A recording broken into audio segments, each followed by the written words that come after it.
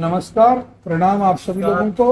मैं श्री नवग्रह आश्रम सेवा संस्थान की ओर से आप सभी लोगों को मेरी राम राम, सत श्री अकाल, जय जिनेन्द्र और अस्सलाम वालेकुम। जिस भी तरीके से आप अपने लाडले को याद करते हैं, मैं आपका सहमत हूँ। सबसे पहला जो मेरा निवेदन है, एक्चुअली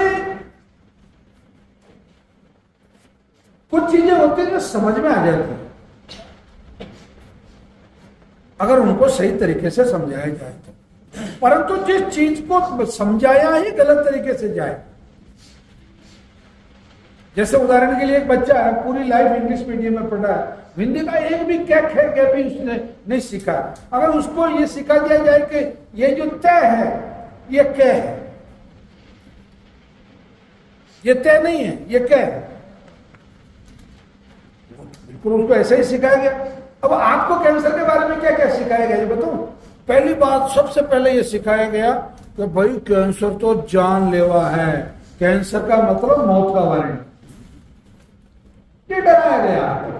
जबकि सच्चाई क्या है मैं बताऊं, WHO ये बात बताता, WHO जो है विश्व स्वास्थ्य संगठन जो है, वर्ल्ड हेल्थ ऑर्गेनाइजेशन जो है, वो अपने हर साल के गजट नोटिफिकेशन में या अपनी जो उसकी जो रिपोर्ट जो होती है, रिसर्च रिपोर्ट जो होती है, उसमें ये लिखता है कि 100 कैंसर में से 90 कैंसर तो मतलब नॉन एग्रेसिव है, वो तो एग्रेसिव ही नहीं है, मतलब यानी कि उनको गुस्सा ही नहीं आता उस कैंसर को, वो तेजी से फैलता ही नहीं है, वो डोरमेंसी में पड़ा रहता है, जैसे अजगर पड़ा रहता है वैसे पड़ा रहता है, ठीक है। और ऐसे कई पेशेंट हैं, मैंने अभी मेरे ये 12-13 साल का जो चिकित्सा का जो मेरा अनुभव है, उसमें मैंने अब तक कम से कम ज्यादा नहीं तो 10,000 रिपोर्ट तो ऐसी देखी है जिन पेशेंट को पिछले 30 साल से कैंसर है, 35 साल से कैंसर है, और एक पेशेंट मैंने ऐसा भी देखा कि जिसको सिंस टू 42 ईयर से कैंसर है, पिछले 42 साल से कैंसर है, और वो सर्वाइव कर रहा है, वो जिंदा है। क्यों साहब, कैंसर से अगर आदमी मरता तो वो तो 42 बार मर गया होता। बताओ, अगर कैंसर से मरता वो तो कितनी बार मर गया होता। तो एक मेथड तो दिमाग से ये निकाल दो कि कैंसर का मतलब मौत, कैंसर का मतलब मौत नहीं है। अगर आप थोड़ा भी समझदारी से काम लेते हैं, अच्छे से चीज समझ जाते हैं, तो कैंसर मौत नहीं है, पहली बात। दूसरा, कई बार कैंसर के मामले में यूं ही बोलचाल की भाषा में, जैसे पड़ोस की 2-3 औरतें आ गई, अरे बाप रे कैंसर हो गया, अरे हाँ जाके बर्तन भैया बिस्तर सब अलग कर रहे हैं, हाँ कहीं छूट कर हो गया, हमको ना हो जाए भैया, हमारे नाती पोती को हो जाएगा। ये वो सास आएगी वहां से, आपका बच्चा है यार, आपको बुरा लगेगा क्या। और आपकी सासू आके आपकी मिसेज को समझा रही है, तेरे बेटे को और बेटी को अलग रख, वो तेरे ससुर को कैंसर हो गया या तेरी सास को कैंसर हो गया। हद कर रहे हो यार, कैंसर छूत की बीमारी नहीं है, किसी भी एंगल से छूत की बीमारी नहीं। तीसरा, किसी भी बीमारी की अगर अपन बात करते हैं, बीमारी बोला तो रोग, बीमारी के लिए बहुत अनिवार्य शर्त है कि किसी भी प्रकार का कोई भी एक्सटर्नल यानी कि बाहर से कोई न कोई चीज आनी चाहिए। उदाहरण के लिए, अगर आपको HIV हो रहा है, बीमारी है अगर HIV की, तो बाहर से कहीं न कहीं से वायरस आएगा। आपको कोरोना हो रहा है तो बाहर से कहीं न कहीं से वायरस आएगा। आपको हेपेटाइटिस B हो रहा है या हेपेटाइटिस C हो रहा है तो कहीं न कहीं बाहर से वायरस आया है। आपको TB है, ट्यूबरकुलोसिस है, तो बाहर से बैक्टीरिया आया है। आपको चर्म रोग है तो बाहर से फंगस आई है।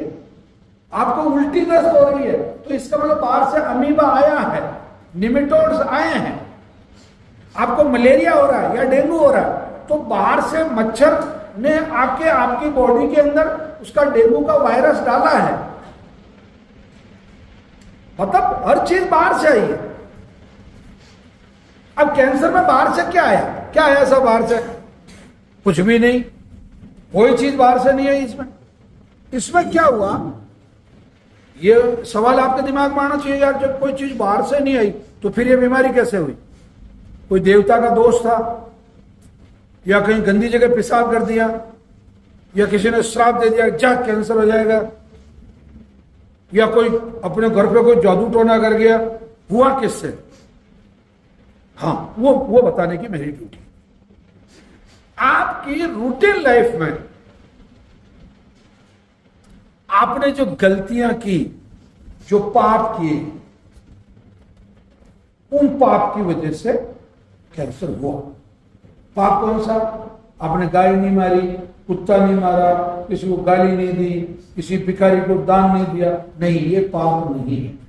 आपने सबसे पहला पाप किया सुपारी खाने का, पान खाने का, तंबाकू खाने का, सिगरेट पीने का, बीड़ी पीने का, हुक्का पीने का, यानी कि जितने भी टॉबैको और सुपारी के प्रोडक्ट आपने इस्तेमाल किए, उसकी वजह से, क्योंकि ये अंग्रेजी में इसके लिए शब्द है कैंसर, भले ये कैंसर पैदा करते हैं, कैंसरस है, मतलब कैंसर जनक है, कैंसर को पैदा करने की इनमें ताकत है। आप पैदा कैसे हुए? आपके पिताजी नहीं होते तो होते क्या? आपकी मां नहीं होती तो होते क्या? नहीं होते। दोनों थे, आप हो गए।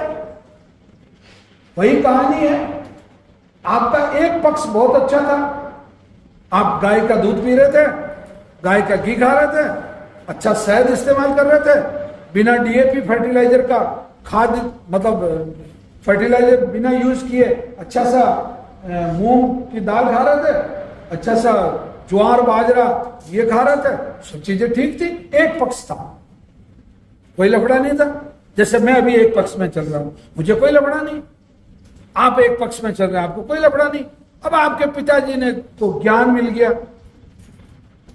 अल्लाह जरा गुटखा तो खा लेते भैया, सुरती बना लेते, बना ली सुरती, दूसरा पक्ष मिल गया। जो ही दूसरा गलत पक्ष मिला और आपका कबाड़ा। अब दूसरी बात करते हैं, बुजुर्ग लोग, पुराने लोग, आजकल एक बात बहुत आम तरीके से चल रही है, कोई और इतना कैंसर, अब मैं इसमें फर्क बताऊं, इतना कैंसर, मतलब घर घर में कैंसर, हर चौथे पांचवें घर में जाओ कैंसर है।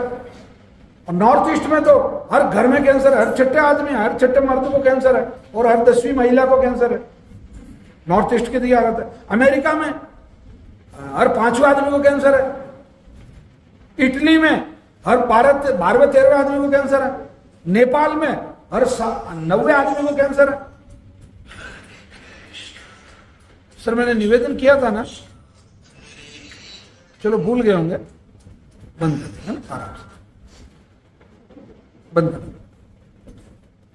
तो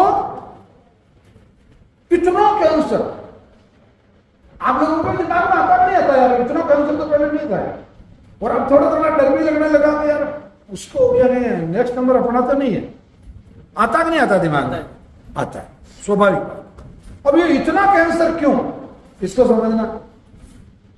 पहले गांव में इंसान जाके कोल्हू से तेल निकलवाता था, बहुत अच्छा। दूसरा, अगर आप व्यापारी से कोल्हू का तेल मांगते थे तो वो कहता था साहब ये देसी तेल है, ये तिल का है, ये सरसों का है, ये सोयाबीन का है, ये सूरजमुखी का है, ये कपासिया का है, ये मूंगफली का है। वो किसी का भी तेल हो सकता है, परंतु वो निकला हुआ कोल्हू से था। कच्ची घानी का तेल जिसको कहते हैं। अब पहले इतना सारा कोल्हू का तेल था और अब इतना सारा रिफाइंड का तेल है। रिफाइंड ऑयल जो आप खा रहे हैं, आप लोग, कोई भी व्यक्ति अगर ये इस गलतफहमी में है कि मैं तो शाकाहारी आदमी हूं, मैं तो सत्संगी आदमी हूं और मैं तो भगवान की भक्ति में हूं और मैंने तो मेरे जीवन में कभी मांस नहीं खाया, तो आप इस गलतफहमी को निकाल लें। आप जो रिफाइंड ऑयल खा रहे हैं वो काउ फैट है, वो पिग फैट है, वो फिश फैट है, वो डॉग फैट है, वो जो बिल्कुल वेस्ट से वेस्ट, गंदे से गंदा, घटिया से घटिया जो पाम ऑयल का जो नीचे बचा हुआ कचरा है वो है। और अभी तिरुपति वाला एग्जांपल तो बहुत लेटेस्ट है। वो जानबूझ के नहीं मिलाया उन्होंने, मैं आपको क्लियर कर रहा हूं। ऐसा नहीं कि उन्होंने वो मतलब ऐसा सूअर की चर्बी या गाय की चर्बी ला के अंदर डाल दी, वो घी वैसा सप्लाई हो रहा है। और घी के अंदर मैं आपको बहुत क्लियर कर दूं, दुनिया की कोई डेयरी ऐसी नहीं है आज की तारीख में, पूरी दुनिया की बात कर रहा हूं, भारत की बात नहीं कर रहा हूं। पहले अगर भारत की बात करो तो अमूल, मदर डेयरी, सरस या आपका सांची, मतलब जितनी डेयरियां हैं, जितने स्टेट की जितनी डेयरी, पंजाब मिल्क फेडरेशन है या नेशनल डेयरी डेवलपमेंट बोर्ड की जितनी भी डेयरियां हैं, या प्राइवेट में पाईएस है या कोई भी है, कोई भी माई का लाल इस दुनिया में जो सीधा घी से क्रीम, सीधा दूध से क्रीम निकाल के, मतलब उसको गर्म नहीं कर रहा, वो केवल दूध है, दूध में से क्रीम निकाल ली और उस क्रीम को मतलब एक बार उस क्रीम को केवल गर्म करके और उसको थैली में भर दिया, उसकी रेट आएगी 650 रुपए। इससे कम में कोई नहीं दे सकता। और जो दूध गाय को वो खिलाएगा, बिलोंडे खिलाएगा या गुड़ खिलाएगा या उसको और भी औषधियां खिलाएगा, फिर उसका दूध निकालेगा, फिर उस दूध को गर्म करेगा, गर्म करके फिर उसको दही को मथेगा, मथ के उसमें से मक्खन निकालेगा, मक्खन को गर्म करेगा, उसको निथारेगा, उसका घी बनाएगा, और इतना जैसे गुड़, मेडिसिन, ये बिनोले, बाजरा, इतना सब कुछ चीजें देके, और वो भी देसी गाय का, क्योंकि होलिस्टन गाय को, जर्सी गाय को और भैंस को, ये तो A1 प्रोडक्ट है, ये तो कभी इस्तेमाल करने ही नहीं है। कैंसर पेशेंट को तो कभी स्वप्न में भी नहीं सोचना कि वो होलिस्टन का या देसी गाय का या इसका भैंस का, मतलब A1, इसको A1 मिल्क बोलते हैं, A2 ही इस्तेमाल करना है। तो A2 का अगर घी बनेगा, निश्चित रूप से वो 1500-1600 रुपए लीटर से कम में कोई नहीं दे सकता। अगर वो ये कह के दे रहा है कि साहब ये मैं तो चैरिटी कर रहा हूं, तो ये भाई साहब गलत बात, इससे कम में तो दे ही नहीं सकता। अब वो 327 रुपए में तो घी आ रहा था। अब ये कैसे होता है जो मैं क्लियर कर दूं, क्योंकि ये मेरा ही विषय है, ये मुझे ही समझाना है। एग्जैक्टली हो क्या रहा है कि आपका जो रिफाइंड ऑयल है, उस रिफाइंड ऑयल में नाइट्रोजन निकाल दी, बस फ्रीजन नाइट्रोजन में से होके निकाल दिया, वो डालडा बन गया। अब ये पहले जो डालडा आता था वनस्पति घी, ये नया डालडा है, ये वनस्पति घी नहीं है, ये पशु चर्बी घी है।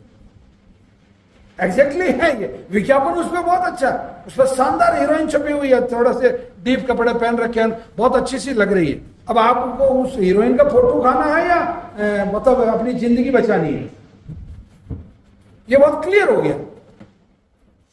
कोई फर्क नहीं पड़ेगा। हमारा आयुर्वेद के शास्त्रों में लिखा ही नहीं लिखा हुआ कि आपको रोजाना 50 ग्राम तेल खाना जरूरी है।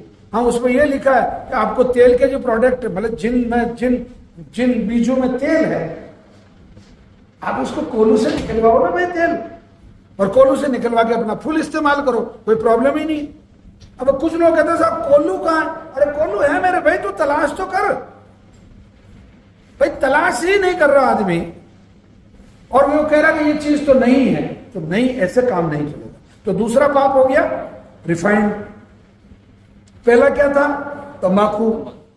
अब तीसरा पाप, ये जो समुद्र का सफेद नमक है, ये सब झगड़ों की जड़ है।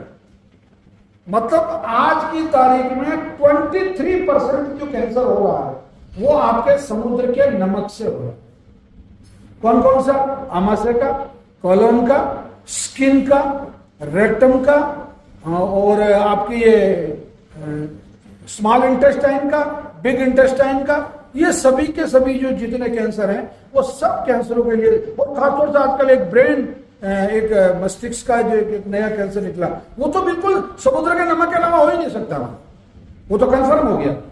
अब इस समुद्र के नमक का क्या ख्याल है? हम लोग लेटरिन कहां जाते हैं? लेटरिन में। पेशाब कहां करते हैं? पेशाब घर में। स्नान कहां करते हैं? स्नान घर में।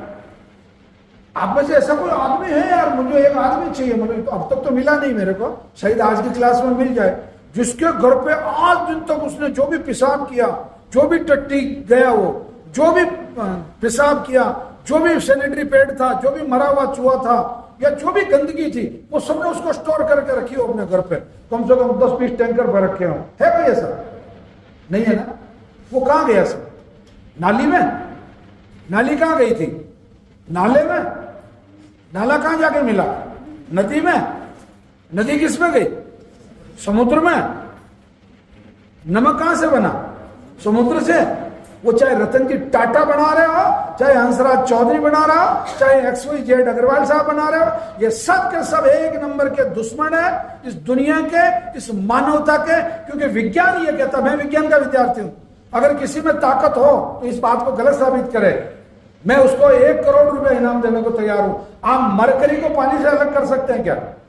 पारे को नहीं कर सकता कोई। आप कैडमियम को अलग कर सकते हैं? नहीं कर सकते। आप DDT को अलग कर सकते हैं? नहीं कर सकते। आप BSC को अलग कर सकते हैं? नहीं कर सकते। आप ये जो फसलों में जो ये जो हर्बिसाइड जो स्प्रे की जा रही है, हर्बिसाइड और वीडिसाइड, यानी कि खरपतवार को खत्म करने के लिए किसान जो दवाई स्प्रे कर रहा है उसमें, उसको अलग किया जा सकता है? नहीं किया जा सकता। आप आगरा का जितना चमड़े का उद्योग है, मैं केवल भारत की बात कर रहा हूं, पूरी दुनिया में तो इससे भी और ज्यादा बुरी स्थिति है। हालांकि भारत बहुत बुरी स्थिति में नहीं, बहुत अच्छी स्थिति में। आप बांग्लादेश जाके देखिए, मैंने देखा है बांग्लादेश की कितनी गंदगी, मतलब वो नदी नहीं है, वो गंदगी नदी का है, उसको आप नाम नहीं दे सकते, इतना समुद्र में जा रहा। श्रीलंका की हालत है, जितने इस तरीके के देश है उन सबकी बहुत बुरी हालत है। वो जो गंदगी समुद्र में जा रही है और उस गंदगी का जो नमक आप इस्तेमाल कर रहे हैं, अब उसका भी सब्स्टिट्यूट है सेंधा नमक, रॉक सॉल्ट। रॉक सॉल्ट आप आराम से कीजिए। अभी मैं पिछले सप्ताह की जो कैंसर क्लास थी उसमें मैंने आपको, आजकल मैं रिसर्च पेपर पे वर्क कर रहा हूं और हमें एक बहुत अच्छी एक साइट मिली है, उससे दुनिया के जितने रिसर्च पेपर है, अभी तक 500 रिसर्च पेपर हम लोग मतलब स्टडी कर चुके हैं। और उसमें मेरे जो इजी वे में हाथ में आ जाते हैं उनको मैं आप लोगों को करता हूं। अभी पिछले सप्ताह मैंने ये क्लियर किया था, ये जो आयोडीन नमक जो है ना, आयोडीन, ये दुनिया का आज जनता का सबसे बड़ा धोखा था, दुनिया का सबसे बड़ा धोखा। मतलब आयोडीन नमक के अंदर सर्वाधिक प्लास्टिक पाया गया। और ये जो सफेद शक्कर है इसमें भी सर्वाधिक, शक्कर में 1 किलो शक्कर में माइक्रो, मतलब जिसको बोलते हैं बहुत छोटी आकृति में जो होते हैं नोड्यूल्स जिसको बोलते हैं, मतलब कण उसके छोटे छोटे, मतलब 86 ppm कण शक्कर के अंदर पाए गए और 96 ppm आपके इस आयोडीन नमक में पाए, यानी कि उसका 1%, 96 का मतलब करीब करीब 1% के पास हो गया। 100 में से 1 भाग प्लास्टिक का है, 100 में से 1 भाग जहर का है और 100 में से 1 भाग कचरे का है। ऐसा करके 10 भाग तो बीमारी है समुद्र के नमक। क्या करोगे भाई?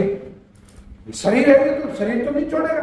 मतलब वो जो पदार्थ केमिकल है, आप जैसे मान लो किसी ट्रक से जाकर भिड़ते हैं तो उसमें कौन, आप कहोगे हाँ भगवान को बचाना होगा तो बचा लेगा। भगवान क्या बचा लेगा? आप ट्रक से भिड़ रहे हो।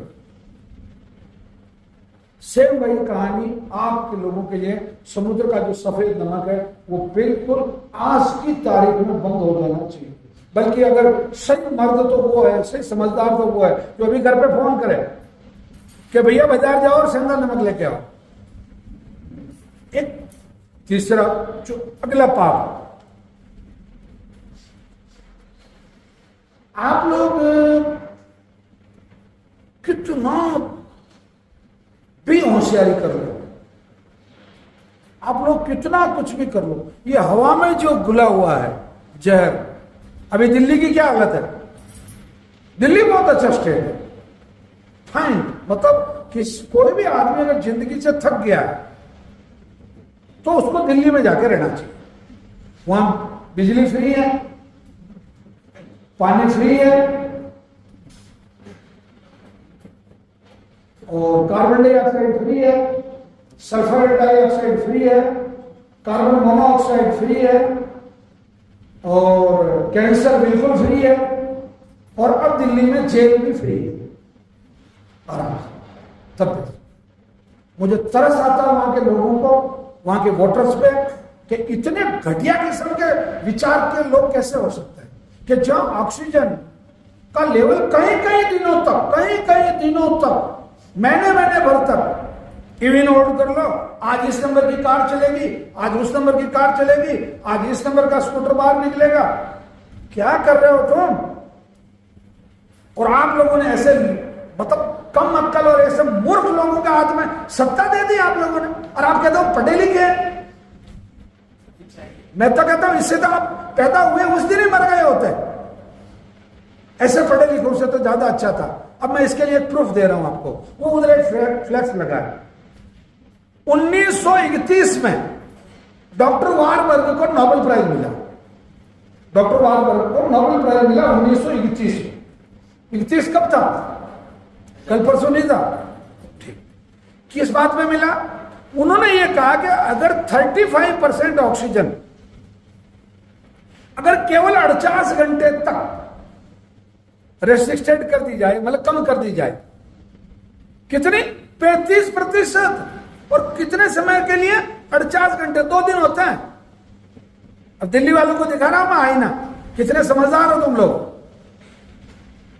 तो आपकी कोशिका को ऑक्सीजन की सप्लाई कम होने की वजह से वो कोशिका, आपकी कोशिका के अंदर जो प्रोटीन है, कार्बोहाइड्रेट्स है, मिनरल है, फैट है, और ये जितनी चीजें हैं, इन सबको पकाने के लिए ऑक्सीजन चाहिए। और ऑक्सीजन आपने सप्लाई कितनी कम की? 35%। कितने दिन के लिए की? 2 दिन के लिए। तो वो कोशिका अपना डीएनए चेंज कर लेगी, अपना जीन चेंज कर लेगी। डीएनए जो चेंज किया और वो कैंसर में कन्वर्ट हो गई। अब कैंसर को समझ लो 1 मिनट के लिए, फिर मैं डॉक्टर वारबर्ग को वापस पकड़ता हूं। कैंसर की परिभाषा क्या है? आप लोगों ने कहीं कहीं तो सुना होगा, ये मैं जो बता रहा हूं ये सुना कि नहीं सुना, कि आपके शरीर की कोशिकाओं का अनियंत्रित हो जाना ही कैंसर है। अनकंट्रोल सेल जो आपकी है बॉडी में, अनकंट्रोल सेल, ये कहते। इसको बहुत सरल तरीके से समझो। आपकी पत्नी रोजाना झगड़ा करती है, डेली बर्तन मकान से बाहर फेंक रहे, तेरी मेरी हो रही है, मैं तो मर गई, ये हो गई। लोग क्या यार, पड़ोसी क्या कहते, ये यार वैसा भी रोजाना क्या बीमारी आ रही है, ये डेली क्या बीमारी आ रही है। आप या तो अपना मकान चेंज करो, नहीं तो ये लड़ाई बंद करो। बस में बैठे एक आदमी बीड़ी पी रहा लगातार, 1 बार मना किया, 2 बार मना किया, अरे यार ये क्या बीमारी है यार, तेरे को मना कर दिया फिर भी नहीं मानना जा रहा, तेरे नहीं रुक रहा, क्या बीमारी है? ये बीमारी मतलब, यानी कि क्या बीमारी का मतलब सीधा सा क्या हुआ? अनकंट्रोल, डिसिप्लिन में नहीं है। तो आपकी कोशिका जब अनडिसिप्लिन हो गई, अब डिसिप्लिन को और अनडिसिप्लिन में अंतर समझ लो। बहुत सिंपल तरीके से कैंसर समझ लो। आपके शरीर का कोशिकाओं का समूह में 4 चीजें मुख्य होती है। पहला, सामान्य कोशिका की, अब इसको मैं असामान्य कह दूं, कैंसर की जो कोशिका है वो असामान्य है। अपन सामान्य तरीके से कहते हैं ना कि यार वैसा, उसको यार जाके कह देना ना यार वैसा वो आदमी एबनॉर्मल है, मैं उसको नहीं कहूंगा। आप कहो तो मैं 5 लोगों को और कह दूंगा, पर मैं उसको तो नहीं कहूंगा क्योंकि वो एबनॉर्मल, वो डिसऑर्डर है, वो ऑर्डर में नहीं है, डिसऑर्डर है। तो आपकी बॉडी की डिसऑर्डर सेल्स जो है उनमें पहली विशेषता क्या होती है? सामान्य जो ऑर्डर में जो कोशिका है उसकी पहली विशेषता यह होती है कि वो एक निश्चित समय पे मर जाती है। सामान्य कोशिका यानी कि WBC की उम्र कितनी होती है? 4 दिन। प्लेटलेट्स की उम्र कितनी होती है? 18 दिन। प्लाज्मा की उम्र कितनी होती है? 100 दिन। RBC लाल रक्त कणिका की उम्र कितनी होती है? 120 दिन। आपकी किडनी, लीवर, इंटेस्टाइन, इन सेल्स की उम्र कितनी होती है? 6 महीने, मतलब 180-85 दिन। फिर आपकी बोन, हड्डी की जो उम्र कितनी होती है? करीब 2-2.5 साल, मतलब इनकी एज है। आपके शुक्राणु की उम्र कितनी होती है? करीब 6 साल। आपके अंडाणु की उम्र कितनी होती है? करीब 6 साल। मतलब हर कोशिका की एक उम्र है, उस उम्र में उसको मर जाना है। ये किसकी है? सामान्य कोशिका की। अब कैंसर कोशिका की क्या? वो कहते हैं मैं तो नहीं मरती साहब, मैं तो अमर हूं। क्यों भाई तू अमर क्यों है? कि मैं अमर इसलिए हूं कि डॉक्टर होम्स और डॉक्टर एलिसन, ये जो 2 साइंटिस्ट हुए, इन्होंने खोज करके निकाली। इन्होंने ये बताया कि भैया जिनकी सेल्स में PD1 और CTLA4 नाम के 2 प्रोटीन ग्रुप हैं, वो कोशिका मरना भूल जाती, वो कहते मैं तो अमर हो गई, यानी कि एक तरह से उसको वरदान मिल गया। ये PD1 और CTLA4 जो है ये एक तरह से ग्रुप है प्रोटीन के। और फिर इन्होंने इस बात की भी रिसर्च की कि ये मिलता किसमें। इस रिसर्च को थोड़ा सा सुन ले आप, बहुत जरूरी है और समझना जरूरी है। प्रोग्राम डेथ प्रोटीन होता है PD1 जो इन्होंने नाम दिया उसको, और एक ही आपका साइटोटॉक्सिक लिम्फोसाइट एंटीजन होता है। 288 का एक ग्रुप है, 167 का एक ग्रुप। इन्होंने करीब 5 लाख सेल, 5 लाख कोशिकाओं के नमूने लिए जिन लोगों को कैंसर था, और 5 लाख के नमूने लिए जिनको कैंसर नहीं था। तो जिनको कैंसर था उनकी कोशिकाओं में PD1 पाया गया और CTLA4 पाया गया। प्रोटीन का ग्रुप है ये, और ये फंगस बेस होता है। ओके, कोई भी प्रोटीन बिना फंगस के नहीं हो सकता, मतलब ये विज्ञान का एक नियम। अब इन्होंने पता लगाया यार ये साला PD1 और CTLA4 आया कहां से, और कैंसर वाली कोशिकाओं में तो था और बिना कैंसर वाली कोशिकाओं में नहीं था। तो इन्होंने जब उसकी जांच की तो सबसे ज्यादा पाया गया ये गेहूं में, व्हीट। और गेहूं आपको मालूम है पूरी दुनिया में खाया गया, करीब करीब दुनिया के मतलब 95% जो भूभाग है उसमें गेहूं खाया गया। गेहूं में सर्वाधिक ग्लूटेन है ही है। उसके अलावा ये जो PD1 भयंकर तरीके से CTLA4 है। दूसरा, चावल में बहुत अच्छे से पाया गया, मक्का में बहुत अच्छे से पाया गया, उड़द में बहुत अच्छे से पाया गया, राजमा में बहुत अच्छे से पाया गया, मूंग में नहीं पाया गया, हरी सब्जियों में नहीं पाया गया। ये जो जितने भी नट्स हैं, जितने भी मतलब जैसे मूंगफली है, काजू है, बादाम है, दाख है, इनमें नहीं पाया गया। जितने कंद हैं जैसे लहसुन है, प्याज है, रतालू है, गराड़ू है, इसमें नहीं पाया गया। तो एक बात आप अच्छे से सुन लें, पहला ट्रीटमेंट बता रहा हूं कैंसर, 16-17 चीजें तो जो मैं बता रहा हूं ये, और 4-5 चीजें वो जो ना तो अन्न है ना दाल है, परंतु उसको भी नहीं खाना। अब सुन लें, ये चीजें नहीं खानी है। गेहूं, जौ, ज्वार, मक्का, उड़द, सोयाबीन, चौला, चावल, अरहर, तुअर और राजमा, बस ये तो आपके अनाज और दालें होंगी। इसके अलावा जो भी दाल, मूंग है, मूंग आप खाइए आराम से, कोई तकलीफ नहीं। अब अनाज में आप कुट्टू खाइए खूब, रागी खाइए खूब, सामा खाइए खूब, बगर खाइए खूब, सिंगाड़ा खाइए, साबुदाना खाइए। उपवास, एक बात में बात करेंगे अपन,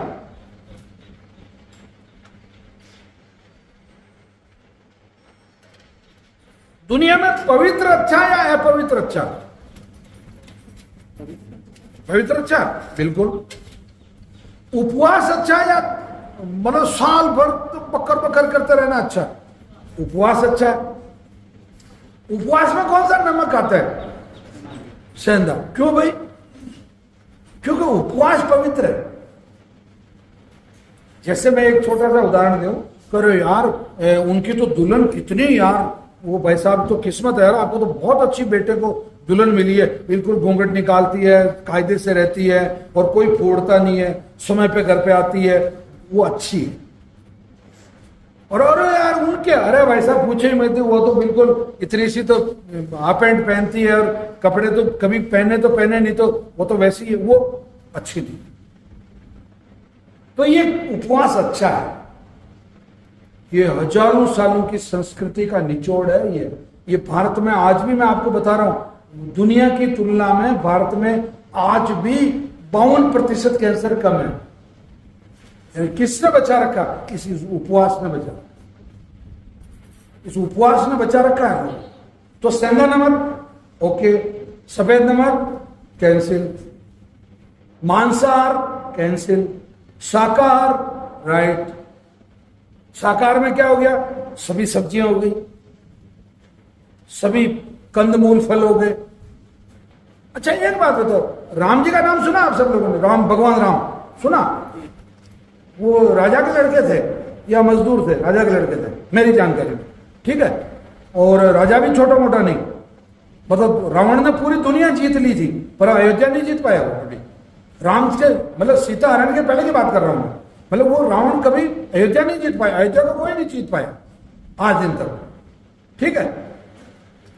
तो राम जी वनवास में गए तो उनके पिताजी और उनके भाई वगैरह सब, वो भरत जी उनको लेने गए वहां, राम जी वापस चलो, लक्ष्मण जी ने कहा मैं तो आपके साथ ही रहूंगा, सीता जी ने कहा नहीं अपने साथ ही रहेंगे।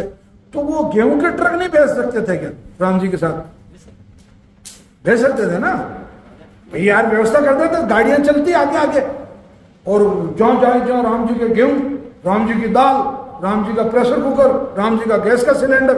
और भाई उस जमाने में जो भी व्यवस्था थी, नहीं कर सकते थे? कर सकते थे, कर तो सकते थे ना, क्यों नहीं की? क्यों नहीं की? उन्होंने कहा कि मैं जहां रहूंगा वहां के व्यक्ति क्या खाते हैं मैं वो खाऊंगा, मैं जिस वातावरण में रहूंगा उस वातावरण में क्या पैदा होता मैं वो खाऊंगा। अब आयुर्वेद का एक सिद्धांत बताता हूं कैंसर पेशेंट के लिए, इसको बहुत अच्छे से सुन, और इन्होंने इस चीज को वेरीफाई किया, रीजनल, सीजनल और ओरिजिनल। कैंसर पेशेंट को अगर लंबा जीना है तो रीजनल, यानी कि आप जिस रीजन में पैदा हुए हो, रीजन का मतलब होता है संभाग, मोटा मोटा 3-4 जिलों का एक संभाग होता है, वो रीजन आपका, ठीक है। आप जैसे, और वातावरण के हिसाब से ले, तो जैसे आप मान लो साउथ में पैदा हुए तो केरल, तमिलनाडु और आंध्रा एक तरह का रीजन, उस बड़े पैमाने पर। राजस्थान अपने आप में एक रीजन, मध्य प्रदेश अपने आप में एक रीजन, ऐसा मान लो रीजनल, यानी कि आप जिस रीजन में पैदा हुए। अब इसका एग्जांपल देखिए, राजस्थान का आदमी ज्यादा चावल क्यों नहीं खाता है? क्योंकि यहां चावल पैदा नहीं होता। आंध्रा का आदमी ज्यादा चावल क्यों खाता है? क्योंकि वहां चावल पैदा होता है। बंगाल का आदमी ज्यादा चावल क्यों खाता है? क्योंकि वहां चावल पैदा होता है। रीजनल, सीजनल, आप जिस सीजन में है, अभी जैसे भिंडी आ रही है, आप भिंडी की सब्जी खाइए। अब इन दिनों में अगर आप ये कहें तो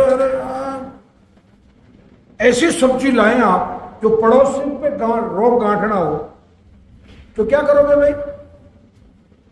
नहीं। फ्रूट जो है, अभी क्या फ्रूट आ रहा है? एप्पल आ रहा है ना। अब एप्पल कहां पैदा होता है? हिमाचल में पैदा होता है। अगर महाराष्ट्र का व्यक्ति, गुजरात का व्यक्ति, राजस्थान का व्यक्ति अगर एप्पल खा रहा तो उससे बड़ा मूर्ख कोई नहीं दुनिया में, ये आयुर्वेद कहता है। उसको क्या करना चाहिए? आप राजस्थान के हो, आप बेर खाइए, बेर आता है या खेतों में ककड़ी लग रही, ककड़ी खाइए आप। महाराष्ट्र का आदमी को कह रहा हूं अंगूर खाइए, आपके यहाँ अंगूर पैदा होता है। अब कश्मीर का आदमी अंगूर खा रहा है, उसके हाथों ने, उसके बाप दादों ने, हाथों को पता ही नहीं, उनको नाम ही मालूम नहीं, ऊपर से आया जो है क्या है, ये एटम बम है अंगूर है। समझ में आ रही बात? मतलब कैंसर पेशेंट के लिए रीजनल, सीजनल और ओरिजिनल, यानी कि देसी किस्म के छोटी। मतलब एक बात बताऊं, अगर इतना लंबा, इतनी लंबी लौकी आपको मिल जाए, आप खरीदोगे क्या? आप बहने हैं, आप सब्जी लेने जाती, आप हमेशा पहले छोटी सब्जी लेती कि नहीं लेती? ये तो पुरुष तो बड़े लोग हैं, हमारी तो हालत खराब है। मतलब हम लोग तो भगवान के भरोसे जी रहे। हाँ, मैं हकीकत कर रहा हूं, जितने भी जेंट्स हैं ना, आधे से ज्यादा गफलत में जी रहे हैं, उनको रियली पता ही नहीं है। आप अपनी गृहिणी से, अपनी बहन से या अपनी पत्नी से कभी पूछ के देखिएगा, वो जब सब्जी लेने जाती है तो उसकी नजर उसकी क्वालिटी पे और उसके छोटेपन पर रहती है कि नहीं रहती? मैं गलत बोल रहा हूं? तो ये वो छोटा है, वो मतलब वो ओरिजिनल है, रीजनल, सीजनल और ओरिजिनल। अब इन्होंने एक चीज बताई, इन्होंने ये बताया कि भैया तुम ये नहीं खाओगे तो क्या खाओगे? तो इन्होंने ये बताया कि आप कुट्टू खा सकते हैं, रागी खा सकते हैं, सामा खा सकते हैं, बगर खा सकते हैं, इनको मिला के पीस लो और एक निश्चित रेशियो के अंदर, और उसकी आप खाना, रोटी बनाना शुरू कर दो, कोई प्रॉब्लम नहीं। एक चीज इन्होंने एक और बहुत अच्छी बताई, सब भूखा आदमी ज्यादा लफड़ा करता है या पेट भरा हुआ? भूखा करेगा ज्यादा, रोटी लाओ, मैं इतना काम करता हूं, कोई जान ही नहीं दे रहा मेरे पर, मैं जिस दिन नहीं रहूंगा देखना तुम्हारा, मतलब यहाँ कौवे अंडे देंगे, दो। अच्छा, ज्यादा भूख लग रही है, आदमी कुछ भी खा सकता है। आप 5 दिन से 4 दिन से बाहर से आए, मैडम कई 2 दिन से किट्टी पार्टी में बिजी है, और आप आए, भूख लग रही भयंकर, आपने फ्रीज खोला, जो मिल गया खा लिया, जो भी मिल गया खा लिया। भूख है, भूख कुछ नहीं देखती, नींद बिस्तर नहीं देखती, भूख खाने की क्वालिटी नहीं देखती। इन्होंने एक अच्छा सिद्धांत दिया, इसी सिद्धांत ऑटोफैगी लॉजिक। ऑटोफैगी लॉजिक वो क्या है, इसको, इस सिद्धांत को समझ लो। जवान कोशिकाएं वृद्ध कोशिकाओं को खा जाती, पहला बात। स्वस्थ कोशिकाएं बीमार कोशिकाओं को खा जाती, नंबर 2। ताकतवर कोशिकाएं कमजोर कोशिकाओं को खा जाती है। और आखिरी में, मतलब अगर कोशिकाओं को बहुत अच्छे से पोषण ना मिले तो वो कभी कभी कुपोषण भी कर लेती है, मतलब वो जो गलत पोषण है वो भी स्वीकार कर लेती है। अब क्या हुआ, WBC की उम्र कितनी बताई थी मैंने आपको? WBC की 4 दिन, ये 6 कहां से आए? अच्छा 2 आपने अपनी तरफ से मिला दिया, ठीक, कोई बात नहीं, ओके चलो, अच्छा रहा, 200 नहीं मिला है, 206 नहीं कहा, ओके।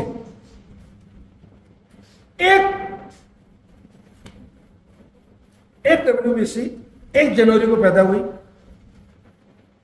कब मरेगी वो? 4 शाम तक। अब अगर उस जो जवान WBC है, यानी कि जो श्वेत रक्त कणिका है, वो अपने बॉडी का फाइटिंग सिस्टम, वो फाइटर है, वो जवान है, जो युद्ध करने वाली है, रोग प्रतिरोधक क्षमता को, इम्यून सिस्टम को डेवलप करने वाली है, वो गामा पहलवान है, दारा सिंह है, वो रंधावा है। अब उसको भूख लग रही भयंकर, तो पहला सिद्धांत क्या बताया था? जवान कोशिका बुढ़ी कोशिका को खा जाती। अब कैंसर की सेल है और उसकी वो हो गई 3 दिन की, 4 दिन की, ये जवान है, ये बिना कैंसर के WBC, ये कहला आजा, आज का नाश्ता तेरे से करता है। अब सिस्टम क्या है जो समझ ले, ये इन्होंने एक सिद्धांत दिया कि 2 भोजन के बीच, 2 खाने के बीच, नाश्ता नहीं है उसमें, मुख्य खाना जो आपका है, उसमें आप कितना गैप बढ़ा सकते हैं, आप जितना गैप बढ़ा सकते हैं उतना जल्दी कैंसर से ठीक हो सकते हैं। ठीक, नोबेल मिला है इस पे, ये हंसराज चौधरी के दिमाग की उपज नहीं है, ये डॉक्टर होंजो और डॉक्टर हरिसन को 2018 में नोबेल मिला, ये उसकी हिस्ट्री बता रहा हूं मैं। क्या करना है, सुबह का खाना जैसे आपने 8 बजे खा लिया और शाम का खाना 4 बजे खा लो, कितना गैप दे दिया आपने? 4 घंटे। इस 4 घंटे के गैप में आपका कैंसर का इति श्री सगत पुराणे रेवा खंडे कैंसर कोशिका समाप्त, मतलब भयंकर तरीके से उसको खाना शुरू कर, और जबरदस्त रिजल्ट है इसके। और से अब ये कैसे पता चला, जो आपको मैं थोड़ा सा बता दूं, क्योंकि मैं साइंस का व्यक्ति हूं तो मैं चाहता हूं कि आपको भी थोड़ा पता चले। ऐसे 10,000 पेशेंट जिनको वही दवाई दी जा रही थी, वो 10,000 पेशेंट भी वो थे जिनको भी वही दवाई दी जा रही थी। ठीक, कुल पेशेंट कितने? 20,000। ग्रुप कितने? 2।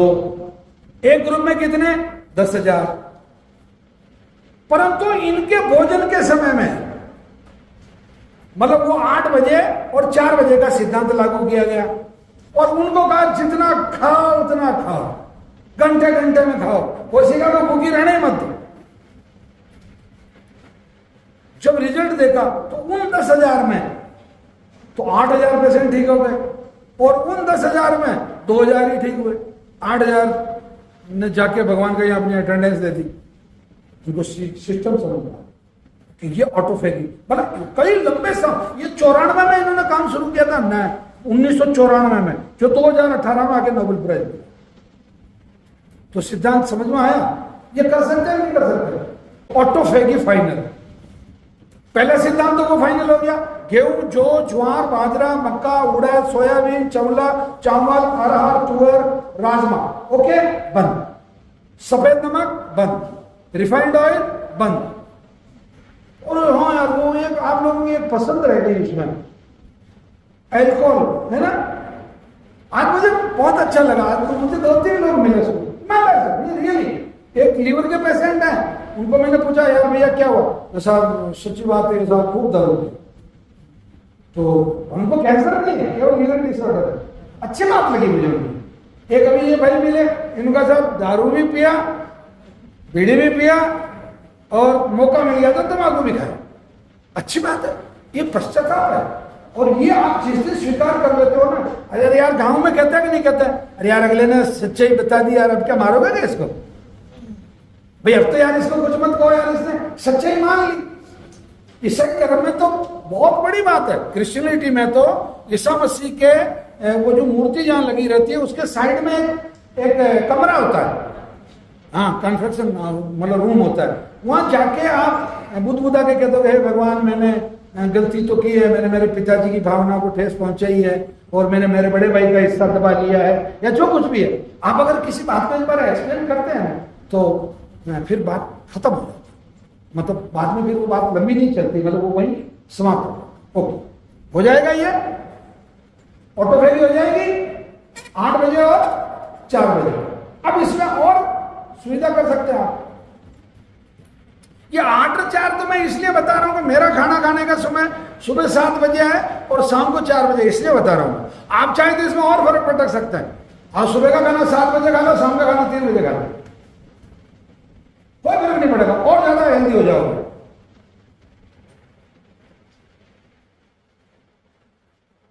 तो प्रिंसिपल सर इसी टाइम पे खाना खा रहे हैं। हाँ, वो कहते हैं मैं तो वो सौभाग्य मुनि जी महाराज सा हो गया हूं। मतलब हाँ अच्छा है ना, क्या बुरा। ओके, अब आगे चलिए। अब वापस आ रहा हूं मैं डॉक्टर भारत। 48 घंटे 35% कम डीएनए चेंज। अब एक शब्द है डेफिशिएंसी, और उसका विलोम शब्द होता है एफिशिएंसी। किसी चीज का अभाव डेफिशिएंसी, और किसी चीज की प्रचुरता एफिशिएंसी।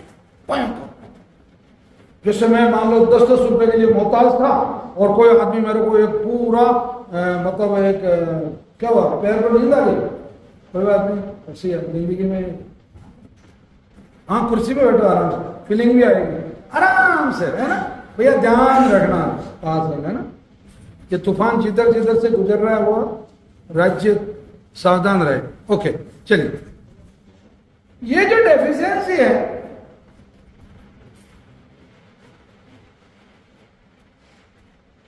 मुझे भी बताया ऐसे भी बात हो, मैं तो वंचित रह जाऊंगा। ऐसा है, चीन की नजर से आदमी चूक सकता है, हंसराज की नजर से नहीं चूकता। ये बात ध्यान रखना, बहुत गंदा और घटिया किस्म का आदमी। और मैंने जिंदगी में ठीक ही किया लोगों को, अभी कैंसर से ठीक कर रहा हूं और पहले दादागिरी से ठीक किया। हकीकत मेरी जिंदगी का फलसफा रहा, मैंने पूरी जिंदगी लोगों को ठीक किया बस, और कुछ नहीं किया। पहले उस तरीके से ठीक किया, अब इस तरीके से ठीक कर रहा हूं। अब मैं तो गाय हूं बिल्कुल आगे। ठीक हो जाओ यार, मैं कह रहा हूं, ध्यान दे दो इसमें। कोई पैसा नहीं लग रहा, टका नहीं लग रहा है, ठीक है। रजिस्ट्रेशन पे पैसा लगा, डॉक्टर ने चेक किया, लगा। यहां बैठे हो, मैंने कुछ आपसे लिया।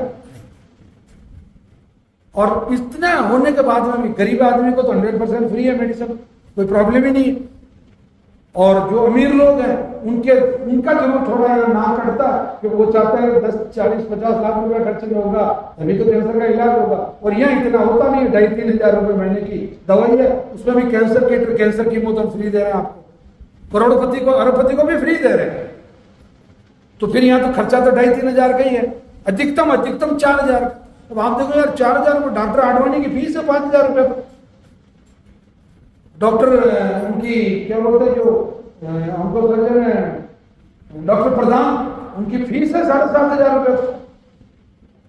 तो यार फीस का, और महीने में 5 बार जाओ तो 5 बार देनी है।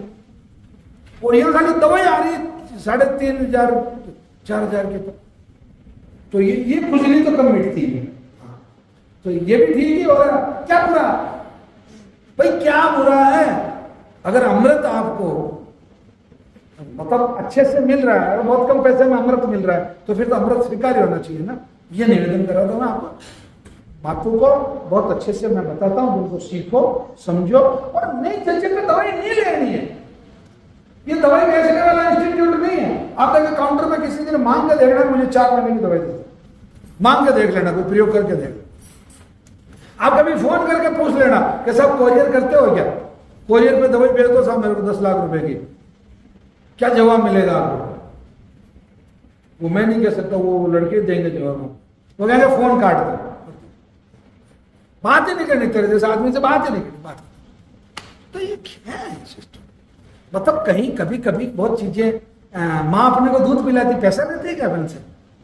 हैं? पिताजी मेले से अपने लिए अच्छा सा खिलौना लेके आता है, पैसा लेते हैं क्या अपन से?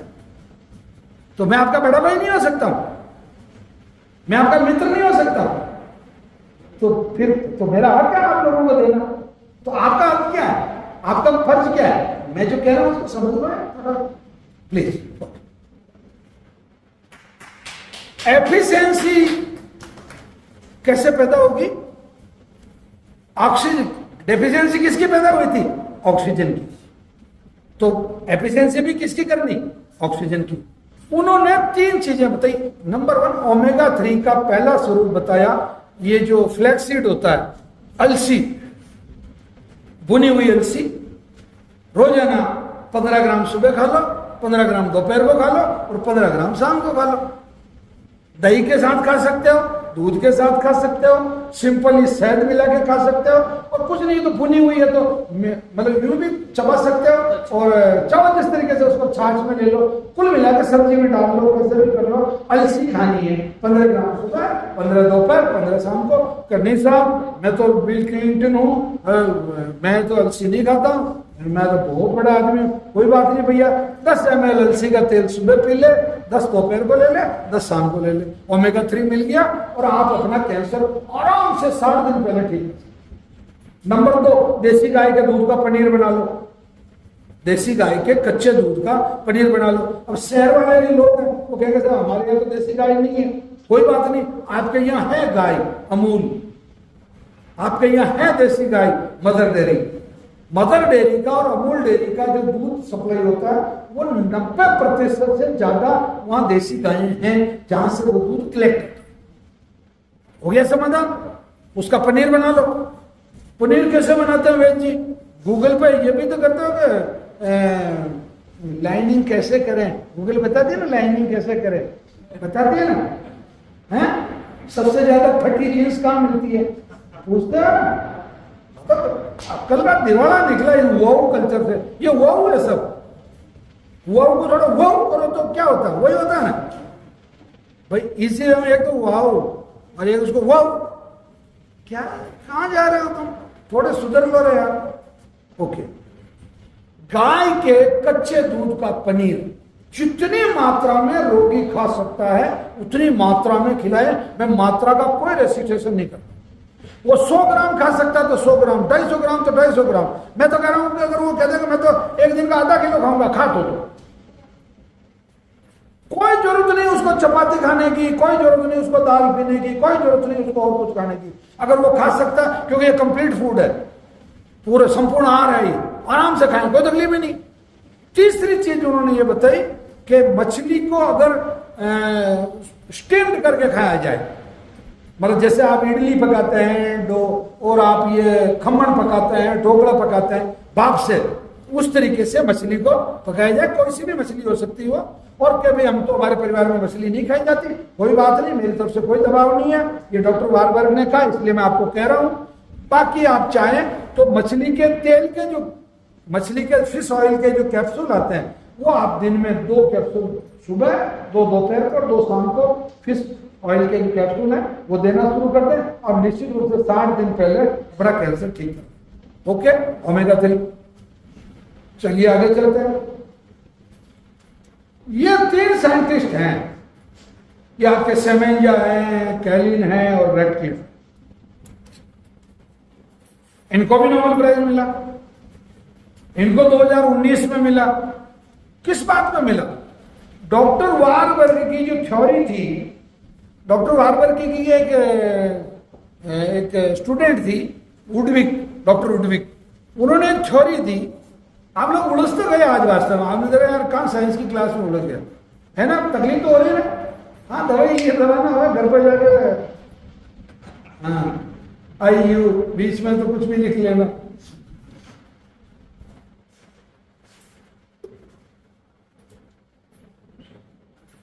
चलो थ्योरी ये है कि अगर एक दो शब्द है, वापस पहले तो दो शब्द बताए थे मैंने, डेफिशिएंसी और एफिशिएंसी, अब एक नया शब्द और है, ऑक्सीडेंट और एंटीऑक्सीडेंट। विज्ञान की भाषा थोड़ी उल्टी होती है। अब जैसे दूध में क्या बताया था मैंने, A2 और A1। सामान्य आदमी को पूछो भाई साहब A1 अच्छा होता है A2 अच्छा होता है? A1 माल चाहिए यार मेरे को, दुल्हन A1 चाहिए, लवर A1 चाहिए, जो डेली जूते पटवा सके, है ना। A1 मतलब गलत, विज्ञान की भाषा है A2। देसी गाय का दूध A2, बकरी का दूध A2, भेड़ का दूध A2, ऊंटनी का दूध A2, भैंस का दूध A1, जर्सी का दूध A1। समझ में आ गई? होलिस्टीन का दूध A1, तो A1 नहीं चाहिए। तो एंटीऑक्सीडेंट और ऑक्सीडेंट। ऑक्सीडेंट का मतलब हो गया कि कहीं ना कहीं आपके शरीर में गड़बड़ हो गई, ठीक है। ऑक्सीजन के जो अणु परमाणु हैं उसमें कहीं ना कहीं एक इलेक्ट्रॉन, प्रोटॉन, न्यूट्रॉन जो होते हैं उसमें एक इलेक्ट्रॉन कम, तो ऑक्सीजन तो जा रही है पर वो लंगड़ी ऑक्सीजन है।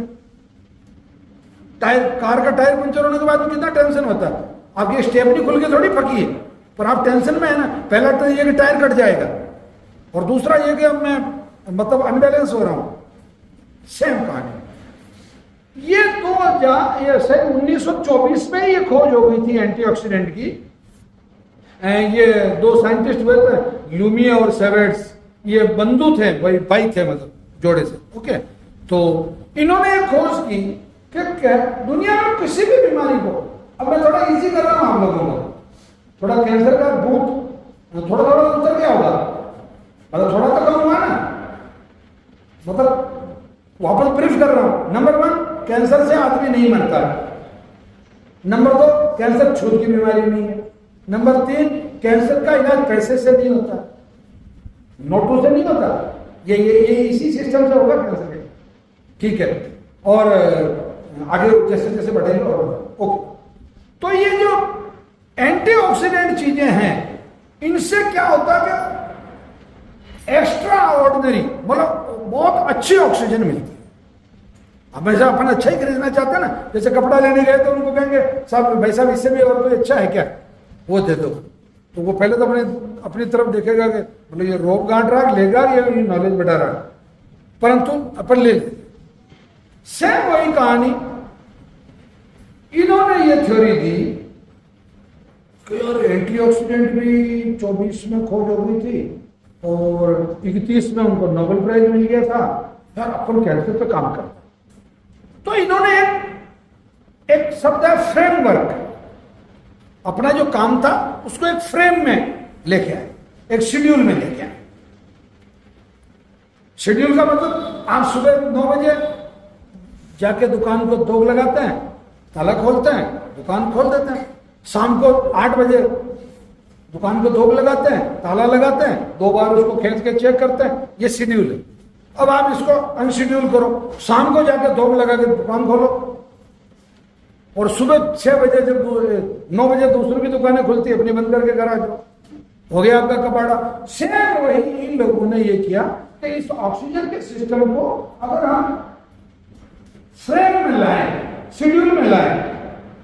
पहला शेड्यूल क्या बताया इन्होंने, जितनी प्रकार की सब्जियां इस धरती पे है उनका सूप बना के पिया जाए।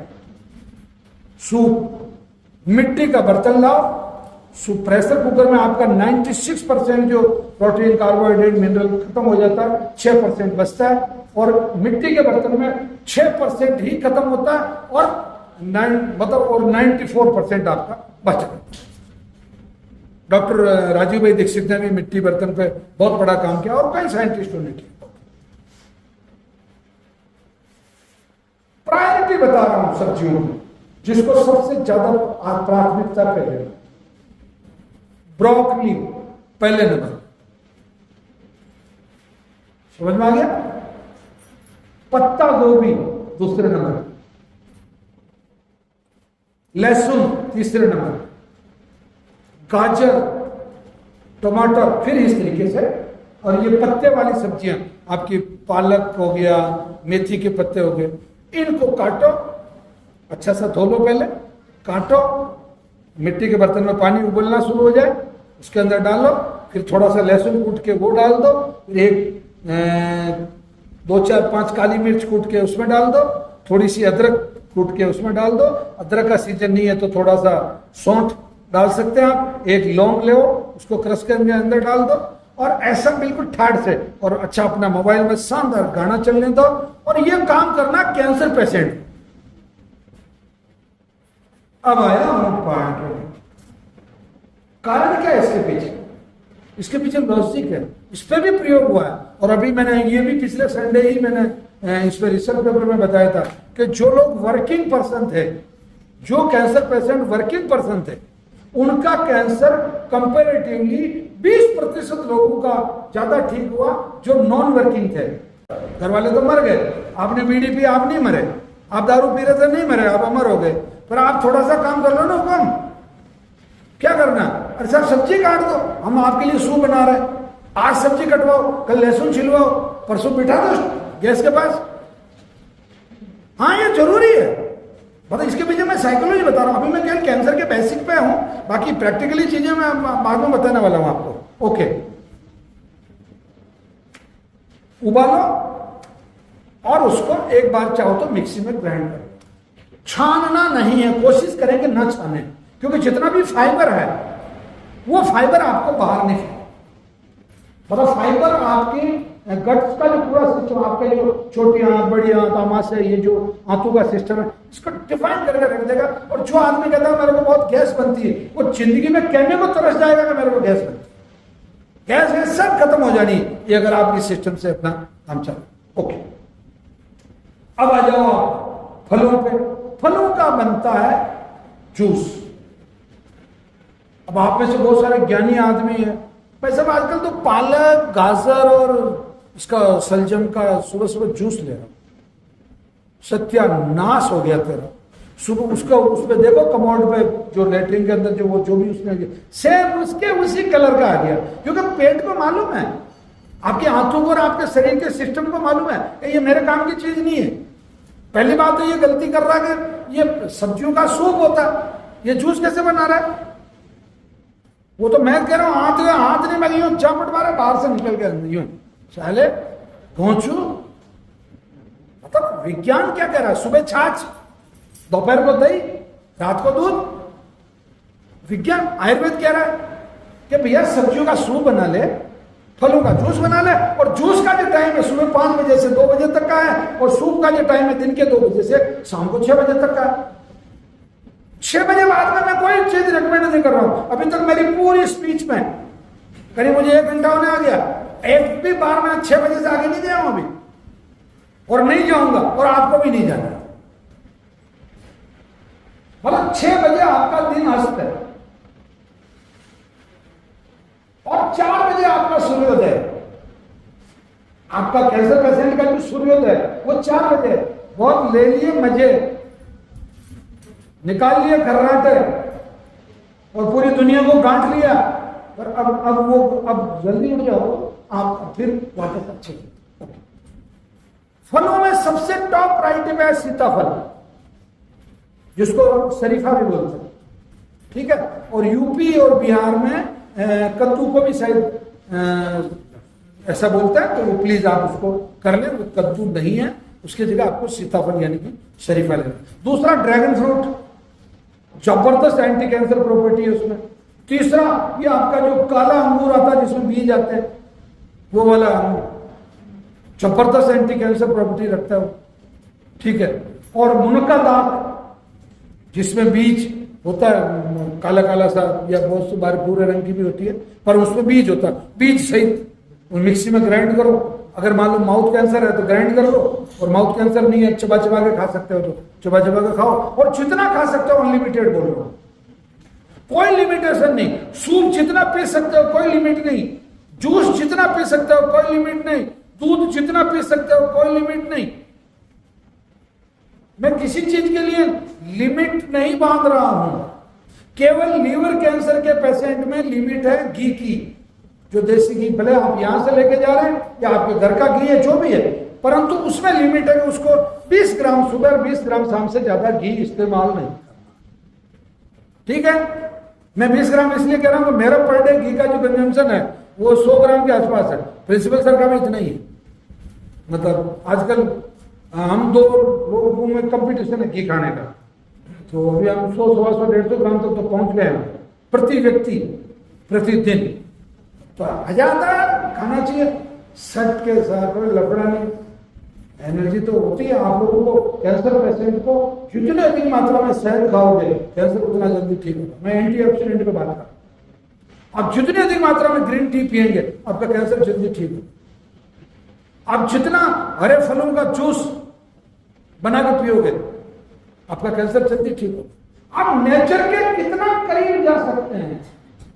नेचर आपको मां है, नेचर क्या हो गया सर? जूस पीने पर उसको उल्टी होता है। हाँ तो थोड़ा थोड़ा पिएगा, एक दिन 1 चम्मच ले, 2-3 घंटे के बाद वोमिटिंग। हाँ तो वो लीवर में प्रॉब्लम है क्या उसको? किसमें प्रॉब्लम है?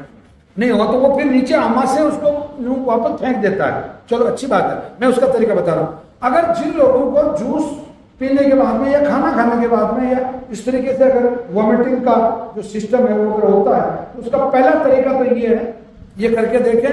5 पत्ते पुदीने के, 5 पत्ते तुलसी के, 5 बूंद नींबू का रस, 1 लौंग, 1-2-3 काली मिर्च, वो लिखा हुआ है निर्देशिका में, ये जो हमारी हाँ इसमें लिखा हुआ है, ठीक है।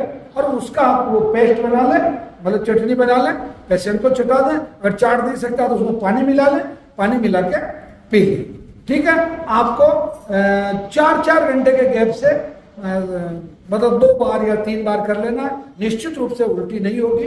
परंतु आप जो बता रहे हैं उसमें यह हो सकता है कि उसका जो अमाशय का निचला जो सिस्टम है वो स्लो हो, तो कोई चीज ज्यादा देर पड़ी रह जाती। अमाशय क्या करता है 47 मिनट में शटर खोल देता है। उसका रूटीन अगर 47 मिनट बाद में आपका जो पेट है वो खाली हो जाता है, मतलब आप भूखे हो जाते हो, मतलब उसका नियम यही है। परंतु वो ना खोल रहा हो तो वो अंदर फिर फर्मेंटेशन होता है, उसमें मतलब वो रिएक्शन होता है और फिर वो बाहर फेंक दे। तो ऐसी स्थिति है तो उसको आप मात्रा के रूप में ध्यान करें, मतलब उसको 25-25 ml ही दें, मतलब 25 ml दिया, फिर 5 मिनट बाद 25 ml दे दिया, 5 मिनट बाद फिर 25 ml दे दिया, तो वो जितना इन होगा उतना आउट भी होगा, ये उसमें ये तो चलिए। तो मुद्दा ये है कि एंटीऑक्सीडेंट चीज। अब आगे इन्होंने फिर ये बताया कि फलों में सीताफल हो गया, ड्रैगन फ्रूट हो गया, बीज वाला अंगूर हो गया, और ये पीले फल जितने भी पीले कलर के जो नींबू है, संतरा है, ये इस तरीके का हो गया। अनार बहुत अच्छा एंटीऑक्सीडेंट है। अनार आप चाहे जितनी मात्रा में अनार खाएं, सबसे अच्छा तो खाएं। अनार के अंदर बहुत फाइन क्वालिटी का फाइबर होता है, अनार का जो बीज जो होता है, और उसमें खाने में भी मजा आता है, और उसको यूं आराम से मतलब अच्छे से खाओ उसको, बहुत अच्छी चीज है। ओके, फिर इन्होंने बताया गन्ने का रस। गन्ने का रस आप जितनी अधिक मात्रा में पियोगे उतना आपको फायदा होगा, क्योंकि गन्ने के रस में 80% तक ऑक्सीजन होता है। आप कभी पाइनएप्पल का या कभी दूसरा मौसमी का रस पी के देखना और कभी गन्ने का रस पी के देखना, पीते पीते एनर्जी फील हो जाएगी आप, मतलब गन्ने के रस में वो। अच्छा, डायबिटीज वाला पेशेंट गन्ने का रस पी सकता नहीं, पीना चाहिए उसको, क्योंकि गन्ने का रस डायबिटीज का इलाज है। शक्कर डायबिटीज का दुश्मन है, गुड़ डायबिटीज का दोस्त है, मतलब डायबिटीज बीमारी मतलब उस व्यक्ति का दोस्त है। मतलब शक्कर खाओगे तो डायबिटीज बढ़ेगी, गुड़ खाओगे तो डायबिटीज घटेगी, गन्ने का रस पियोगे तो डायबिटीज घटेगी। मतलब कई चीजों में धारणा ही ऐसी अपनी, जैसे आपको लीवर पीलिया हो गया, सब हम तो हल्दी नहीं खाना है क्योंकि हल्दी पीली है। अरे अक्ल के दुश्मन, वो एंटी बैक्टीरियल वो एंटीबायोटिक है, वो कर्क्यूमिन है वो, अब तुझे पता नहीं किसने बता दिया। ऐसा कुछ नहीं है, तो वो इस्तेमाल करना चाहिए। फिर इन्होंने एक बात बताया दूध के बारे में। बकरी का दूध सबसे बेस्ट है, बकरी का जो दूध है वो सबसे बेस्ट है, मतलब सेकंड नंबर पे गाय का दूध है। अगर आप गांव में रहते हैं, बकरी का दूध अगर आपको मिल सकता है तो आप निश्चित रूप से 3 महीने पहले अपना कैंसर ठीक कर सकते। कारण क्या है इसका मालूम है? बकरी क्या खाती है? आप दो और जितने जहरीले पौधे हैं उन सबको बकरी खाती है और आपको अमृत के रूप में दूध देती है। ठीक है, तो बकरी का दूध आप इस्तेमाल करें। भेड़ का मिल जाए भेड़ का करें, ऊँटनी का मिल जाए ऊँटनी का करें। और दूध के मामले में एक कंसेप्ट है, कैंसर पेशेंट के लिए बात कर रहा हूं, जनरल भी करें तो बहुत अच्छी बात है। ये दूध को गर्म करना ही दूध का सत्यानाश करना है।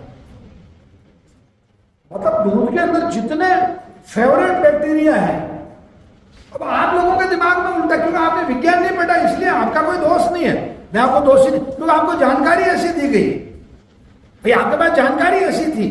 किसी ने आपकी शादी हुई और कोई आदमी मिला, भाई साहब कहाँ शादी की?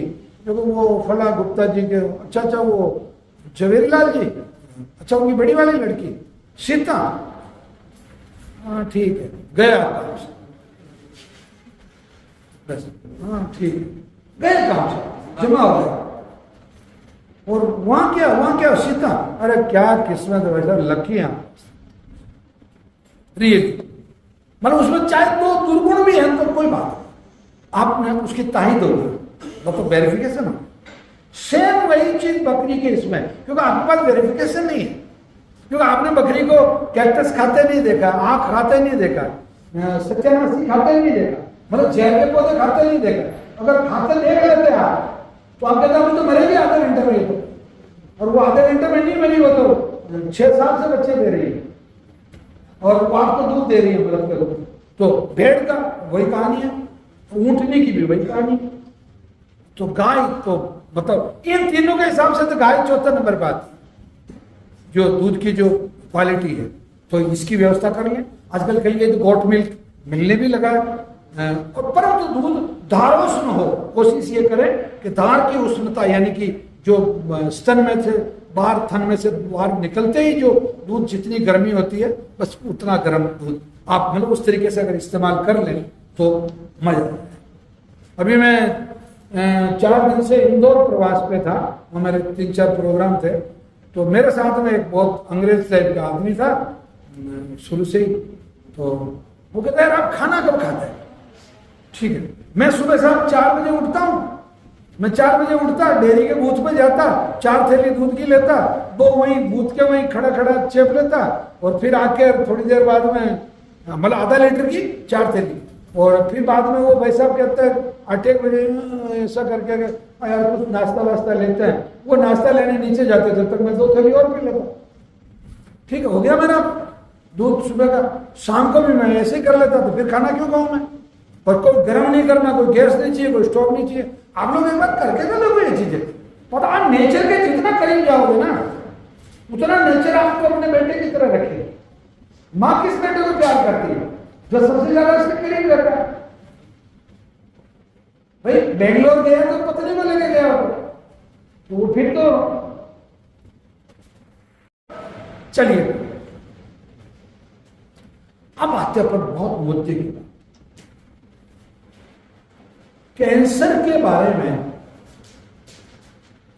कुछ चीजें आपको यहां से बिल्कुल क्लियर करके, ये नंबर 1, ये आप बार बार जो जांचें करवाते हो ये आपके मानसिक स्वास्थ्य के लिए भी और शारीरिक स्वास्थ्य के लिए भी बहुत घातक है, क्योंकि आप उन चीजों में समझते नहीं हो। इसलिए फॉर एग्जाम्पल जैसे एक मेरी बहन है, उस बहन को ब्रेस्ट कैंसर है, उसका जो मार्कर जो रेंज है वो 35, मतलब 35 से नीचे होना चाहिए, 35 तक है तो कोई प्रॉब्लम नहीं।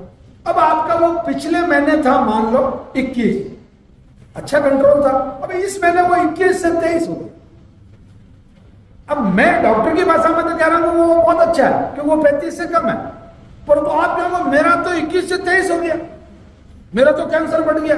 एक दूसरा, आप पेट स्कैन करवा रहे हैं, सीटी स्कैन करवा रहे हैं, MRI करवा रहे हैं, और मान लो वो जो रेजेस है, उस रेजेस ने अगर आपको नुकसान कर दिया तो क्या करोगे? कहीं ऐसे एक्सीडेंट होता है। दूसरा, तीसरा एक लफड़ा होता है, आप जब जांच से गुजर रहे होते हैं ना, या तो आपको जांच पढ़ना है, मैं आज आपको जांच पढ़ना सिखा रहा हूं। चलो, ऐसी फाइलें होती है आपके पास, सबके पास।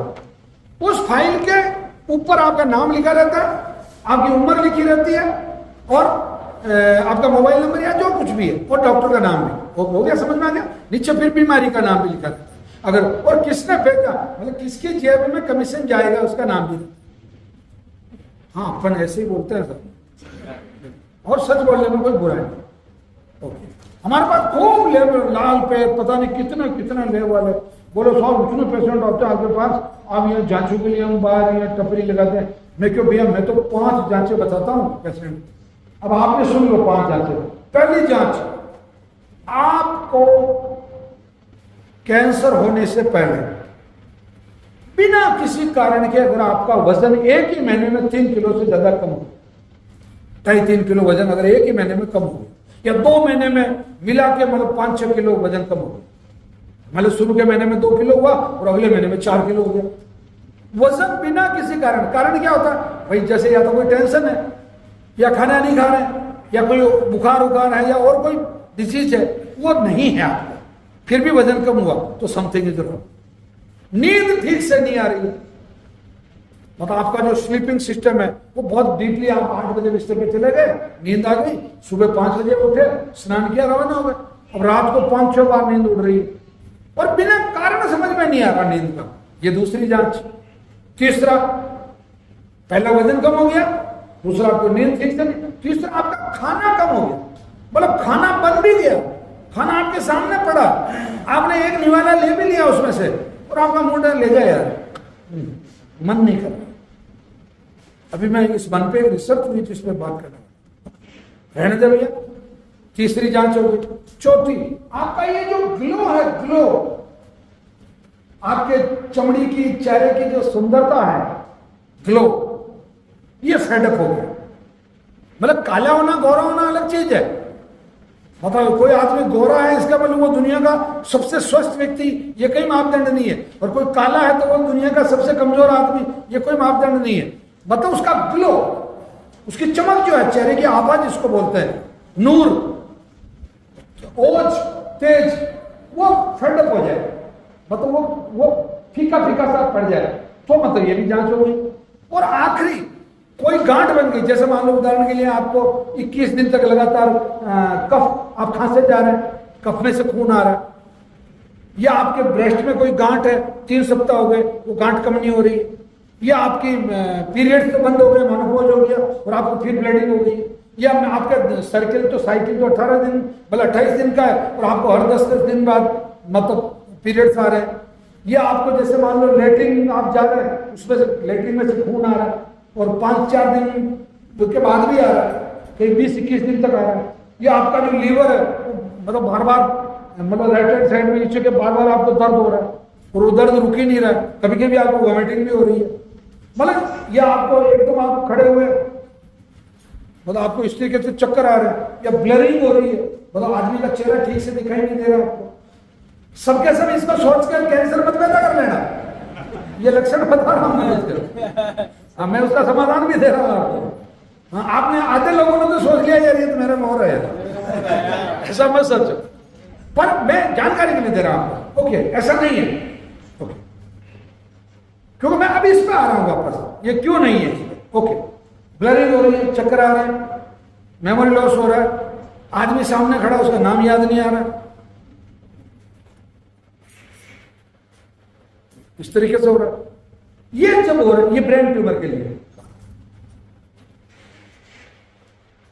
कोई गांठ हो गई 21 दिन तक है, ठीक नहीं हो रही है, फोड़ा फुंसी हो गया, डायबिटीज छोड़ के, डायबिटीज है तो नहीं होगा, वो तो काफी लंबे दिन। अब इसका उल्टा करो, भूख लगने लग गई, दवाई 1 महीने से ले रहे, 2 महीने से ले रहे, वैसे ये भूख छेक, सब पहले नींद नहीं आती थी, अब नींद अच्छी आ रही, पहले चमड़ी मतलब बिल्कुल यूं ऐसा ग्लो भी अच्छा नहीं दिख रहा था, अब ग्लो बहुत अच्छा दिख रहा है।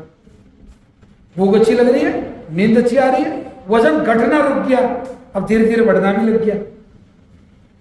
और आखिरी बात, वो खून रुक गया, वो ब्लडिंग रुक गई, पीरियड्स नॉर्मल हो गए, याद आने लग गया, चीजें नॉर्मल हो गई। ये 5 जांचों में कितना पैसा लगा? कुछ भी नहीं लगा। ये करिए ना जांचे तो, और थोड़ा बहुत इन जांचों में आप पूरे परिवार को केयरफुल करिए, पूरा परिवार में इन चीजों को ऑब्जर्व करें, पूरे परिवार में रट लगा रखिए। चलो भैया कल तो जांच करवाएंगे अपोलो में, करवा ले भैया अपोलो में, तेरा मकान अपोलो वाले के नाम कर दे, मुझे तो कोई एतराज नहीं है। परंतु तुम ये तो सोचो कि उसका गुण अवगुण कितना है, मतलब आपके लिए कितना लाभप्रद है या नुकसानप्रद है, ये आपको सोचो। चलिए आगे। अब ये कैंसर ठीक क्यों होता है इसको समझा। अब तक तो मैंने कैंसर क्यों होता है वो बताया, कैंसर में क्या करना वो बताया, परंतु ये ठीक होता क्यों है। भाई किसी भी बीमारी के ठीक होने के पीछे कोई लॉजिक तो होना चाहिए ना।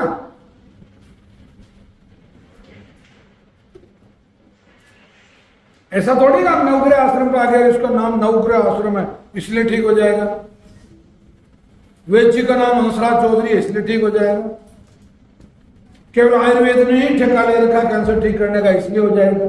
नहीं, ये सभी बातें झूठी है। सच्चाई क्या है जो मैं बताऊं। हमारे आयुर्वेद के ग्रंथों में, आयुष्मान योग में मैंने इसको बहुत क्लियर किया, और मेरी ये जो कैंसर रिसर्च बुक है इसमें भी मैंने इसको बहुत विस्तार से क्लेरिफाइड किया। आज की तारीख में इंडिया में कैंसर में बिकने वाली सबसे बेस्ट सेलर बुक है ये मेरे हाथ में है, जो कैंसर पे बिकने वाली बेस्ट सेलर बुक है ये। मतलब अगर ये पढ़ लिया आपने तो कैंसर का डर खत्म आपके दिमाग से, मतलब रियली। और ये तो बेसिक नॉलेज। होता क्या है समझ लें, पूरा आपका शरीर, मेरा शरीर, गरीब का शरीर, हिंदू मुस्लिम सिख ईसाई का शरीर, सेठ की करोड़पति का शरीर, सबका शरीर 7 धातुओं से मिलकर बना।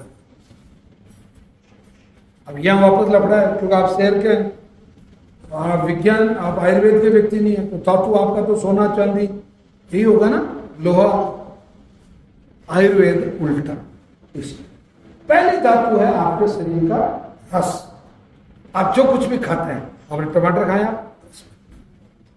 जूस पिया रस, दूध पिया रस बने, शहद खाया रस बने, जो भी भोजन लिया रस बने, जो कुछ भी सुना रस बने, जो कुछ भी देखा रस बने। देखने से सुनने से भी रस बनता है।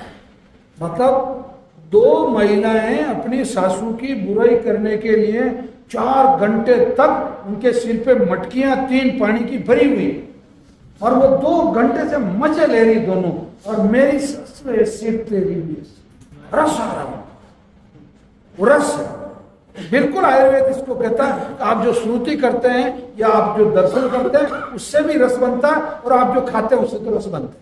ओके, इसका रीजन भी क्या मैं बाद में आने वाला। आपने जो कुछ भी खाया या पिया उसका रस बना, आमाशय में, पकाशय, अग्नाशय, पित्ताशय, और ये सब मिलकर उसका मतलब उसको लिक्विड फॉर्म में कर, और 47 मिनट बाद शटर भी खुल गया, छोटी आंत में चला गया, फिर बड़ी आंत में चला गया, फिर बाउल एरिया में आ गया, और फिर लास्ट में स्टूल बन के, लेट्रिन बन के, पोटी बन के, जो भी आप उसको कहो वो आपका बाहर आ गया। अब इस मुंह में घुसने से लगा के बाहर निकलने तक, इस पूरे प्रोसीजर में वो रस जो था, उस रस में क्या क्या था? प्रोटीन था, कार्बोहाइड्रेट था, मिनरल थे, फैट थी, फाइबर था, विटामिन्स थे, ये सब चीजें जो आवश्यक पोषक थे। अब ऐसी 112 चीजें खोजी जा चुकी है। मैं तो 5 के 6 के ही नाम ले पा रहा हूं क्योंकि समय कम है, बाकी 52-53 मेरे को भी याद हो गया। मैंने जिद कर रखी 112 का नाम याद करो, पर आपको फिर परसों की फ्लाइट लेनी पड़ी। ओके, आप देखिए काटो इसको, चलो काट दिया। ओके, ये जो कुछ आवश्यक पोषक तत्व हैं, इनको मुंह की जिह्वा से लगा के जबड़ों से लगा के, आर नाल से लगा के, आमाशय से लगा के, छोटी आंख से लगा के, बड़ी आंख से लगा के, बाउल से लगा के, करोड़ों सेंसर हैं छोटे छोटे। वो इन चीजों को, काम की चीजों को सौंप लेते हैं और सौंप के ये लीवर के पास भेज देते हैं। क्या साहब इसकी जांच करना देंगे क्या? लीवर कहेगा हाँ मैं देखता हूँ, ये इसका कोई पेपर वेपर तो आउट नहीं हुआ, या ये कोई मतलब इसका कोई अफेयर का चक्कर तो नहीं है, लव लेटर तो पकड़ में नहीं आ गया, मतलब इसने कहीं जहर तो नहीं खाया, जहर नहीं खाया, टॉक्सिक नहीं था, ओके अच्छी बात। उसको उसने लीवर ने उसको खून में मिला दिया, खून उसको लेके वहां तक गया, लास्ट स्टेज तक, जो कोशिका, जो मैंने कहा था कोशिका तक, और कोशिका तक फिर वो खून ऑक्सीजन लेके भी गया और वो उसका पाचन हो गया, ठीक, पाचन का सिस्टम चालू हो गया। अब पहला धातु क्या थी? रस। उस रस से क्या बनता? रक्त। रक्त से क्या बनता? मांस। मांस से क्या बनती है? चर्बी। चर्बी से क्या बनती है? हड्डी। हड्डी से क्या बनता? Bone marrow. बोन मेरो से क्या बनता? पुरुषों में शुक्र, माता बहनों में रज। रज का क्या बनता? ओज। शुक्र का क्या बनता? ओज। ओज से क्या बनता? मन। और मन को कौन कंट्रोल करती है? आत्मा। तो आत्मा तक तो आपके जाने के और मेरे जाने के लक्षण नहीं है। तो आत्मा का हाँ बाद में देख लेंगे, जब 90-95 साल हो जाएंगे तो ये भी विचार करेंगे, इसके बाद आत्मा से भी मिल लेंगे, ठीक है। हाँ, बाबा को मदद करना भी है। चलो,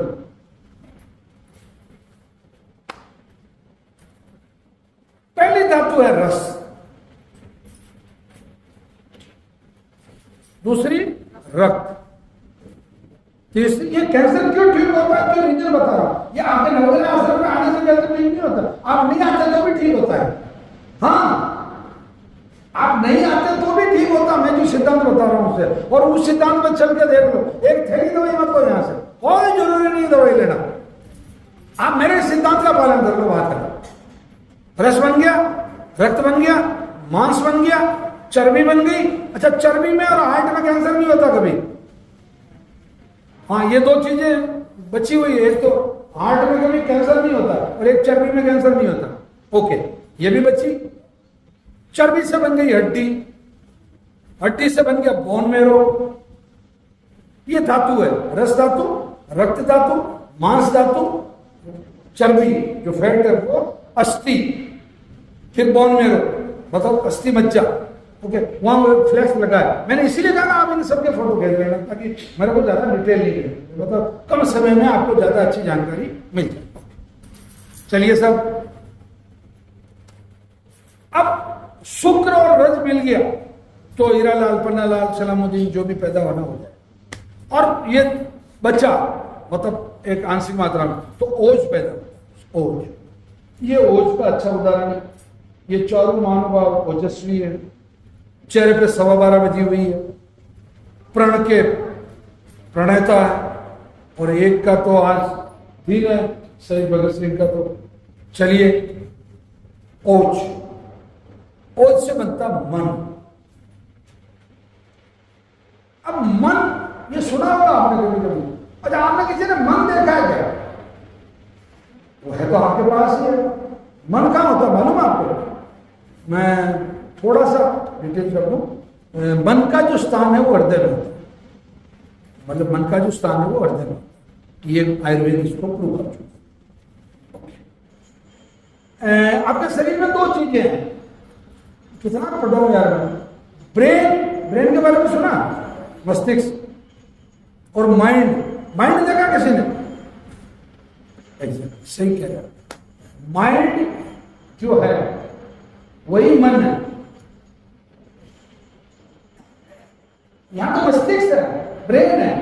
ब्रेन और माइंड बिल्कुल अलग चीज है। मतलब ब्रेन तो है मजदूर, काम करने वाला, और जो माइंड है वो है सेठ, आदेश देने वाला। कर रहा मैं वहां जाऊं, मेरा मन कर रहा है मुझे बीमार नहीं होना, तो ब्रेन कहेगा कि जूस पी। ब्रेन हाथ फैलाएगा। आप मेरे को 2 फल दे रही हैं, आपके एक हाथ में केला है और एक हाथ में अंगूर है, तो मेरा ब्रेन कुछ नहीं करेगा, मेरा मन कहेगा अंगूर महंगा अंगूर ले, तो अंगूर की तरफ मेरा हाथ गया, ये ब्रेन ने आदेश दिया। मतलब इंडिया में जो एजुकेशन है वो हार्ट बेस्ड एजुकेशन नहीं है, ब्रेन बेस्ड एजुकेशन है। मतलब 2 और 2 4 होते हैं, बस ये सिखाया गया आपको। 2 और 2 6 होते तो कितना अच्छा था। ओके चलिए, तो मन मजबूत, मन के हारे हार है और मन के जीते जी, बात सही है ना। हिंद मर्दा मदद खुदा, बादशाह की बेटी फकीर से निकाह, ये मन की। महाराणा प्रताप का मन मजबूत था। क्या रहे तो अकबर मैं मन चल 27 साल की उम्र भगत सिंह की, लोग कह रहे माफी मांग ले, बोले किस बात की माफी, लोगों में मैसेज जाना चाहिए भारत गुलाम और इसको आजाद करना जरूरी है। जुड़ गया फांसी के फंदे में। मन की मजबूती, आपके पास मन नहीं है, मन तो है सभी के पास, ठीक है। कमजोर मन से क्या हासिल कर लोगे आप? आज मेरा मन नहीं कर रहा है। क्यों? तेरा मन कल तो कर रहा था दारू पीने के लिए, गुटखा खाने के लिए, सिगरेट पीने के लिए, कल तो कर रहा था ना। अब तेरा मन आज ये दवाई लेने के लिए क्यों नहीं कर रहा है? कल भाई कड़वा कड़वा थू थू है, तो फिर मीठा मीठा कब कब क्यों? भाई आप मीठा भी खाने के लिए तैयार अगर थे तो कड़वा भी खाने को तैयार हो जाओ, ये मन का खेल है। तो मन किसका मजबूत होगा? जिसका ओज मजबूत होगा। ओज किसका अच्छा होगा? जिसका शुक्र अच्छा होगा या रज अच्छा होगा। रज और शुक्र किसका अच्छा होगा? जिसका बोन मेरो अच्छा होगा। बोन मेरो किसका अच्छा होगा? जिसका हड्डी अच्छी होगी। बोन बोन किसकी अच्छी होगी? जिसकी चर्बी अच्छी होगी। चर्बी किसकी अच्छी होगी? जिसका मांस अच्छा होगा। मांस किसका अच्छा होगा? जिसका रक्त अच्छा होगा। रक्त किसका अच्छा होगा? जिसका रस अच्छा होगा। और रस किसका अच्छा होगा? जिसका आहार अच्छा होगा। अब आहार में आपकी औषधि भी है, आहार में आपका दूध भी है, आहार में आपका शहद भी है, आहार में आपकी गाय की छाछ भी है, आहार में आपका अच्छा सोचना भी है, आहार में आपकी पॉजिटिविटी भी है, आहार में आपके परिवार का वातावरण भी है, आहार में सब है नहीं है। मैंने एक पेशेंट की मैं एक हिस्ट्री बता रहा हूं, मुझे अचानक याद आया इस मन वाले मैटर पे। एक पेशेंट गजब प्रोग्रेस कर रहा था 7 महीने तक, मतलब उसने करीब मोटा मोटी मान के चलो 75% कैंसर को कंप्लीट कर लिया, जान चुके हिसाब से बात कर। देखने में तो यूं लगा कि 100% ठीक हो गया। ठीक, अचानक उसका पति आ जाता है, मतलब बाहर था कहीं बॉम्बे, मतलब भारत से बाहर नहीं था, ये बिहार का किस्सा है। वो आ गया घर और वो रोजाना 1 घंटा 1.5 घंटा 2 घंटा क्यों कैंसर पे चर्चा, मतलब दोनों ने विषय बना लिया। और वो पेशेंट 2 महीने में वापस, मतलब नियर अबाउट वो यहां आया था वैसे हालत में। इतना फर्क पड़ता, मतलब आपकी जो विचारधारा है ना, वो विचारधारा ही आपके कैंसर को ठीक करने की तरफ लेके जाएगी। चलिए, अब ये रस किससे अच्छा बनेगा? आहार से। ये आहार पे भी एक अच्छी किताब है, केवल 100 रुपए की किताब, आप चाहे तो ले जा सकते हैं। क्या खाओगे तो क्या बनेगा, ठीक है। अब इसमें मैं 2-3 थ्योरी दे रहा हूं। अभी एक डॉक्टर पांडे हुए हैं, उनकी एक थीसिस छपी है प्रोफेसर पांडे की। वो ये कहते हैं कि आप खुरदरा खाओगे तो स्मूथली जाओगे। खुरदरा खाओगे यानी कि ज्वार है, बाजरा है या मोटा आटा है, वो खाओगे तो आपका जो लैट्रिन सिस्टम है, आपका जो पाचन सिस्टम है, बहुत स्मूथ होगा। तो कैंसर पेशेंट का पाचन सिस्टम बहुत स्मूथ होना चाहिए। तो आप दलिए पे आ जाओ, शाम का तो दलिए ही खाना शुरू कर दो ना, क्या तकलीफ है? ये आपको पौतान आटा मिलता बाहर, उसका आराम से या तो हलवा बना लो या दलिया बना लो। या मूंग की दाल है, उसमें थोड़ा साबुदाना डाल दो, थोड़ा सिंगाड़ा वगैरह चावल, और ये सामा चावल आता है, मूंग की दाल और सामा चावल की शानदार खिचड़ी बनाओ ना शाम को। वो ये जितनी मैंने सब्जियां बताई, वो सब्जियों के टुकड़े डाल दो उसमें। अब खुरदरा खाओ ना थोड़ा। अब स्मूथ क्या खाना होता है? नाम सुना ना, pizza, burger, pastry, toast, bread, ठीक है। अच्छा, स्मूथ खाओगे तो टाइट हो जाओगे, खुरदरा खाओगे तो स्मूथ हो जाओगे। लॉजिकली, सिद्धांत विज्ञान का। चलिए अब कैंसर के बारे में बात करते हैं कि कैंसर का सीधा सीधा संबंध आपकी कैंसर पैदा होने में भी विचारधारा से है, गतिविधि से है, और कैंसर के ठीक होने में भी सीधा सीधा संबंध आपकी विचारधारा से है, आपके रस से है, आपके रक्त से है। अब आपने WBC पैदा की, पहली WBC, ताकतवर WBC, मजबूत WBC, किसको खाएगी? कमजोर WBC को। मजबूत प्लाज्मा, कमजोर प्लाज्मा को। मजबूत RBC, कमजोर RBC को। मजबूत किडनी सेल, कमजोर किडनी सेल को। मजबूत लीवर सेल, कमजोर लीवर सेल को। मजबूत ब्रेन ट्यूमर सेल, कमजोर ब्रेन ट्यूमर सेल को खाएगी। ऑटोफेगी आपने कर ही लिया, परहेज आपने शुरू कर दिया, ये चीजें आपने शुरू कर दी। अब आपका कैंसर तेजी से खत्म होने लगा। अब खत्म होते होते लोग लापरवाही क्या करते थे, मैं आपको क्लियर कर। थोड़ा सा फर्क पड़ा 2-3 महीने में, और यार ये दवाई तो कड़वी यार, और इसको तो जल्दी उठना पड़ता है, और यार ये क्या बस, अरे यार तू बंद कर ले बंद। कौन माँ की कसम दे रहा तेरे को जो तुझे कंटिन्यू लेनी है? बंद कर, उसी दिन बंद कर देनी थी तेरे को। शुरू के दिन कड़वी नहीं थी भाई, पहले दिन आपने दवाई ली उस दिन भी तो कड़वी थी। अच्छा, कड़वी क्या जिंदगी से ज्यादा कड़वी? जिंदगी से ज्यादा कड़वी तो नहीं है। अच्छा, दारू का टेस्ट कितना अच्छा होता है? पिया किसी ने दारू पिया? इसमें आधे से ज्यादा लोगों ने पिया होगा, ठीक है। तो उसमें आदमी यूं करता था गधे की तरह, तो क्यों पी रहा है तो इसको? किसने कसम दिलाई तेरे को मां की? तो मतलब आप गलत को तो शौक करके पी रहे हो। आपने पहली बार जिंदगी में गुटखा खाया होगा, आप में से कोई गुटखा खाने वाला है? मतलब मैं डांटूंगा नहीं, प्रेम से, अगर किसी ने खाया तो स्वीकार करें कि भाई मैंने, आपने, ठीक है। पहली बार जिंदगी में आपने 1 रुपया निकाल के गुटखा नहीं खरीदा होगा। आपके किसी दुश्मन दोस्त ने, दोस्त आ रहा, उसने कहा 2-4 दाने ले ले बेटा, आज मैं तेरी जनेऊ पहना रहा हूं, तेरे को पक्का ब्राह्मण बना दूंगा। और अब ये पक्का ब्राह्मण हो गया और वो पता नहीं कहां गया, और अब ये नवग्रह आश्रम पर डोरे डांडे करवाना फिर। कहने का मेरा मतलब, आप व्यसन की तरफ जब जाते हैं ना, तो उसमें आपका कमजोर मन होता है। मैं ये समझना चाहता हूं। अब आप आज वापस इस नए मन को यहां से लेके जाओ। इस हंसराज चौधरी की हाथा जोड़ी आप लोगों को मैं इतने हाथ जोड़ के मतलब निवेदन कर रहा हूं, आज उस कमजोर मन को साले मैंने इस कुएं में डाल दो।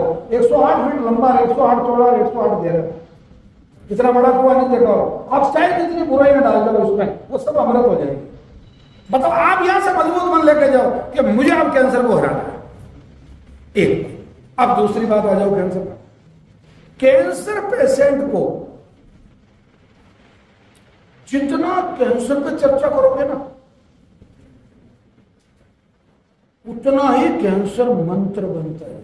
मंत्र, अब मंत्र समझा रहा, आवर्तन नाम मंत्र अस्ति, रिपीटेशन इज द मंत्र, दोहराव ही मंत्र। मैं जैसे कृष्ण उपासक को मान लो, जय श्री कृष्णा, जय श्री कृष्णा, जय श्री कृष्णा, जय श्री कृष्ण, ओम मंगलाय नमः मंगलाय। कृष्ण मदद करेंगे ना, अल्लाह अकबर, अल्लाह अकबर, अल्लाह ताला मदद करेंगे ना, वाहेगुरु वाहेगुरु वाहेगुरु मदद करेंगे ना। लेते हैं ना, जब नाम जाप तो करते ही है ना, सभी माला करते हैं 108 बार। अब एक दिन में मान लो आपने अगर खुद दिन भर कैंसर का जाप किया, वो जो मैंने बिहार वाला उदाहरण, परिवार वाले कहा करें हमारे लल्ला को कैंसर होगा, अच्छी देखो मरेगा, पड़ोसी भी आया, कहो भैया कैंसर होगा, रिश्तेदार भी, और भैया बहुत बुरे दिन है, कैंसर हो गया, दिन भर कैंसर कैंसर कैंसर। और मान लो कि ये मंत्र सिद्ध हो गया, तो और कैंसर ने कह दिया तथास्तु सिद्ध भव। ये फैक्ट है, ये साइंस है, ये मैं बिल्कुल कपोल कल्पना वाली बात नहीं कर रहा हूं। और आपको अगर विश्वास नहीं है, हालांकि मैं कैंसर पेशेंट को हाथ जोड़ कर रहा हूं, ऐसा प्रयोग मत कर। बाकी एक सामान्य व्यक्ति बिल्कुल जिसको कैंसर नहीं है आज की तारीख में, मैं गारंटी लेता हूं इस बात की, अगर आप खाट नहीं पकड़ लो 10 दिन के अंदर, आप 9 दिन तक लगातार कैंसर के बारे में सोचना। खाट नहीं पकड़ लो तो मेरा नाम बदल दो और जांच करवाना चले जाओगे, देखो डॉक्टर साहब पता करो कैंसर तो नहीं है। ये मन का खेल, मतलब बिल्कुल पूरी जिंदगी आपके मन पे। आईएएस आईपीएस बनता क्या होता है? वो सिंह होता है क्या उसके? नहीं होता है, वो आप जैसा ही व्यक्ति होता है, पर वो मन का बहुत मजबूत होता है। मेरे बेटे कर रहे हैं आईएएस आईपीएस की तैयारी, कोई डॉक्टरी, कोई एमबीबीएस कर रहा है, कोई क्या कर रहा है। मैंने उनको पढ़ते देखा रात रात भर, मैंने 3 दिन भर पढ़ते देखा। मैं मेले में जा रहा था, उनका नहीं पापा हम तो पढ़ रहे हैं। वो क्या कितने मजबूत बन के लोग रहे होंगे। और वही मेरे बेटे, मतलब हम 3 भाई है, तीनों शामिल रहते हैं, तीनों के 2-2 लड़के हैं। और जो नहीं पढ़े वो आज या तो गायें चरा रहा है या भैंसे चरा रहा है, और जो पढ़ गए वो आ रहा अभी भी मर्सिडीज से घूम रहे हो। तो क्या है ये? मन के खेल है टोटल। प्लीज अब एक चीज और है कैंसर पेशेंट के लिए, कैंसर पेशेंट को जितना बिजी रखोगे अच्छे कामों में, उतना ही जल्दी उसका कैंसर ठीक। वो शादी में जाना चाहिए उसको, स्कूल जाता है तो स्कूल जाना चाहिए उसको, खेत पे जाता है तो खेत पे जाना चाहिए उसको, डांस के उसके शौक है तो उसको डांस करना चाहिए, मुरारी बाबू की कथा सुननी तो उसको बिल्कुल कथा स्तर पे जाना चाहिए। पुरानी पिक्चरें अगर मान लो जैसे भोपा जी है, अब उस जमाने में मेरा गांव मेरा देश तो देख ली, और मान लो वो पाकिजा छूट गई, मुगल आजम छूट गई, 2-4 चीजें, 5-10-20 फिल्में नहीं, साला 56 इंची का लगाओ ना एलईडी बड़े वाला स्क्रीन, और ले ना रिमोट साथ में, और सामने टी टेबल रख के रखो, उसमें पैर ऐसे, ये पाकिजा चलते चलते कोई यूं ही मिल गया था, लेना मजे। कम से कम 3 घंटे के लिए तो कैंसर भूलेगा तो, और 3 घंटे तक अगर तुम कैंसर भूल गए तो मैं गारंटी लेता हूं कि अगला 1 घंटा तुम ये भी सोचोगे कि मुझे कैंसर को याद नहीं, क्योंकि मैं जब 3 घंटे भूल सकता हूं तो अगले 1 घंटे में भी भूल सकता हूं। ये कैंसर को जितना जपोगे उतना ही भूगोगे, और कैंसर को जितना भूलोगे उतना ही जल्दी ठीक। ये फैक्ट है, ये सच्चाई, इसमें किसी प्रकार का कोई मैं लाभ लपेट वाली बात नहीं कर रहा। अच्छा, इसमें आपका क्या लग रहा है ये बताओ? कुछ नहीं लग रहा। अब एक कुछ लोग ऐसे होते हैं, अभी यहां कौन है जो समझ जाएंगे, कुछ लोग बुद्धि प्रकाश होते हैं, ज्ञानचंद, वो कहेंगे इसकी तो लास्ट है अपना ही याद। हाँ, उसको पता चल गया वो देवता भगवान है, उसके पास रिकॉर्ड है, वो लास्ट है। वो तो दिन और टाइम नहीं बता रहा कि ठीक बाकी वो कहेगा था 27 तारीख को सुबह 10:13 तो फिर ठीक है लकड़ी की व्यवस्था कर ले। नहीं, ऐसा नहीं होना चाहिए। अभी थोड़े दिनों पहले मैंने 1.5 महीने पहले एक ज्ञानचंद यहाँ बैठा था, एक बच्चे को, उसको पैर में कैंसर था, उसको ऑस्टियोसार्कोमा था, तो पैर में कैंसर था, तो नहीं साइड कैग्रीन कैंसर था। तो मैंने उसको कहा बेटा तो तेरी उम्र भी नहीं है, तेरे पैर में कैंसर हो गया तो ठीक हो जाएगा बेटा, है ना, और तेरी तबीयत भी अच्छी है, और तू तो अच्छा लड़का है। उसके पास में उसका भाई बैठा गया, साहब इसको फेफड़े में भी है, आपके कसम झूठ बोल रहा हूँ, उसने कहा इसके लंग में भी है।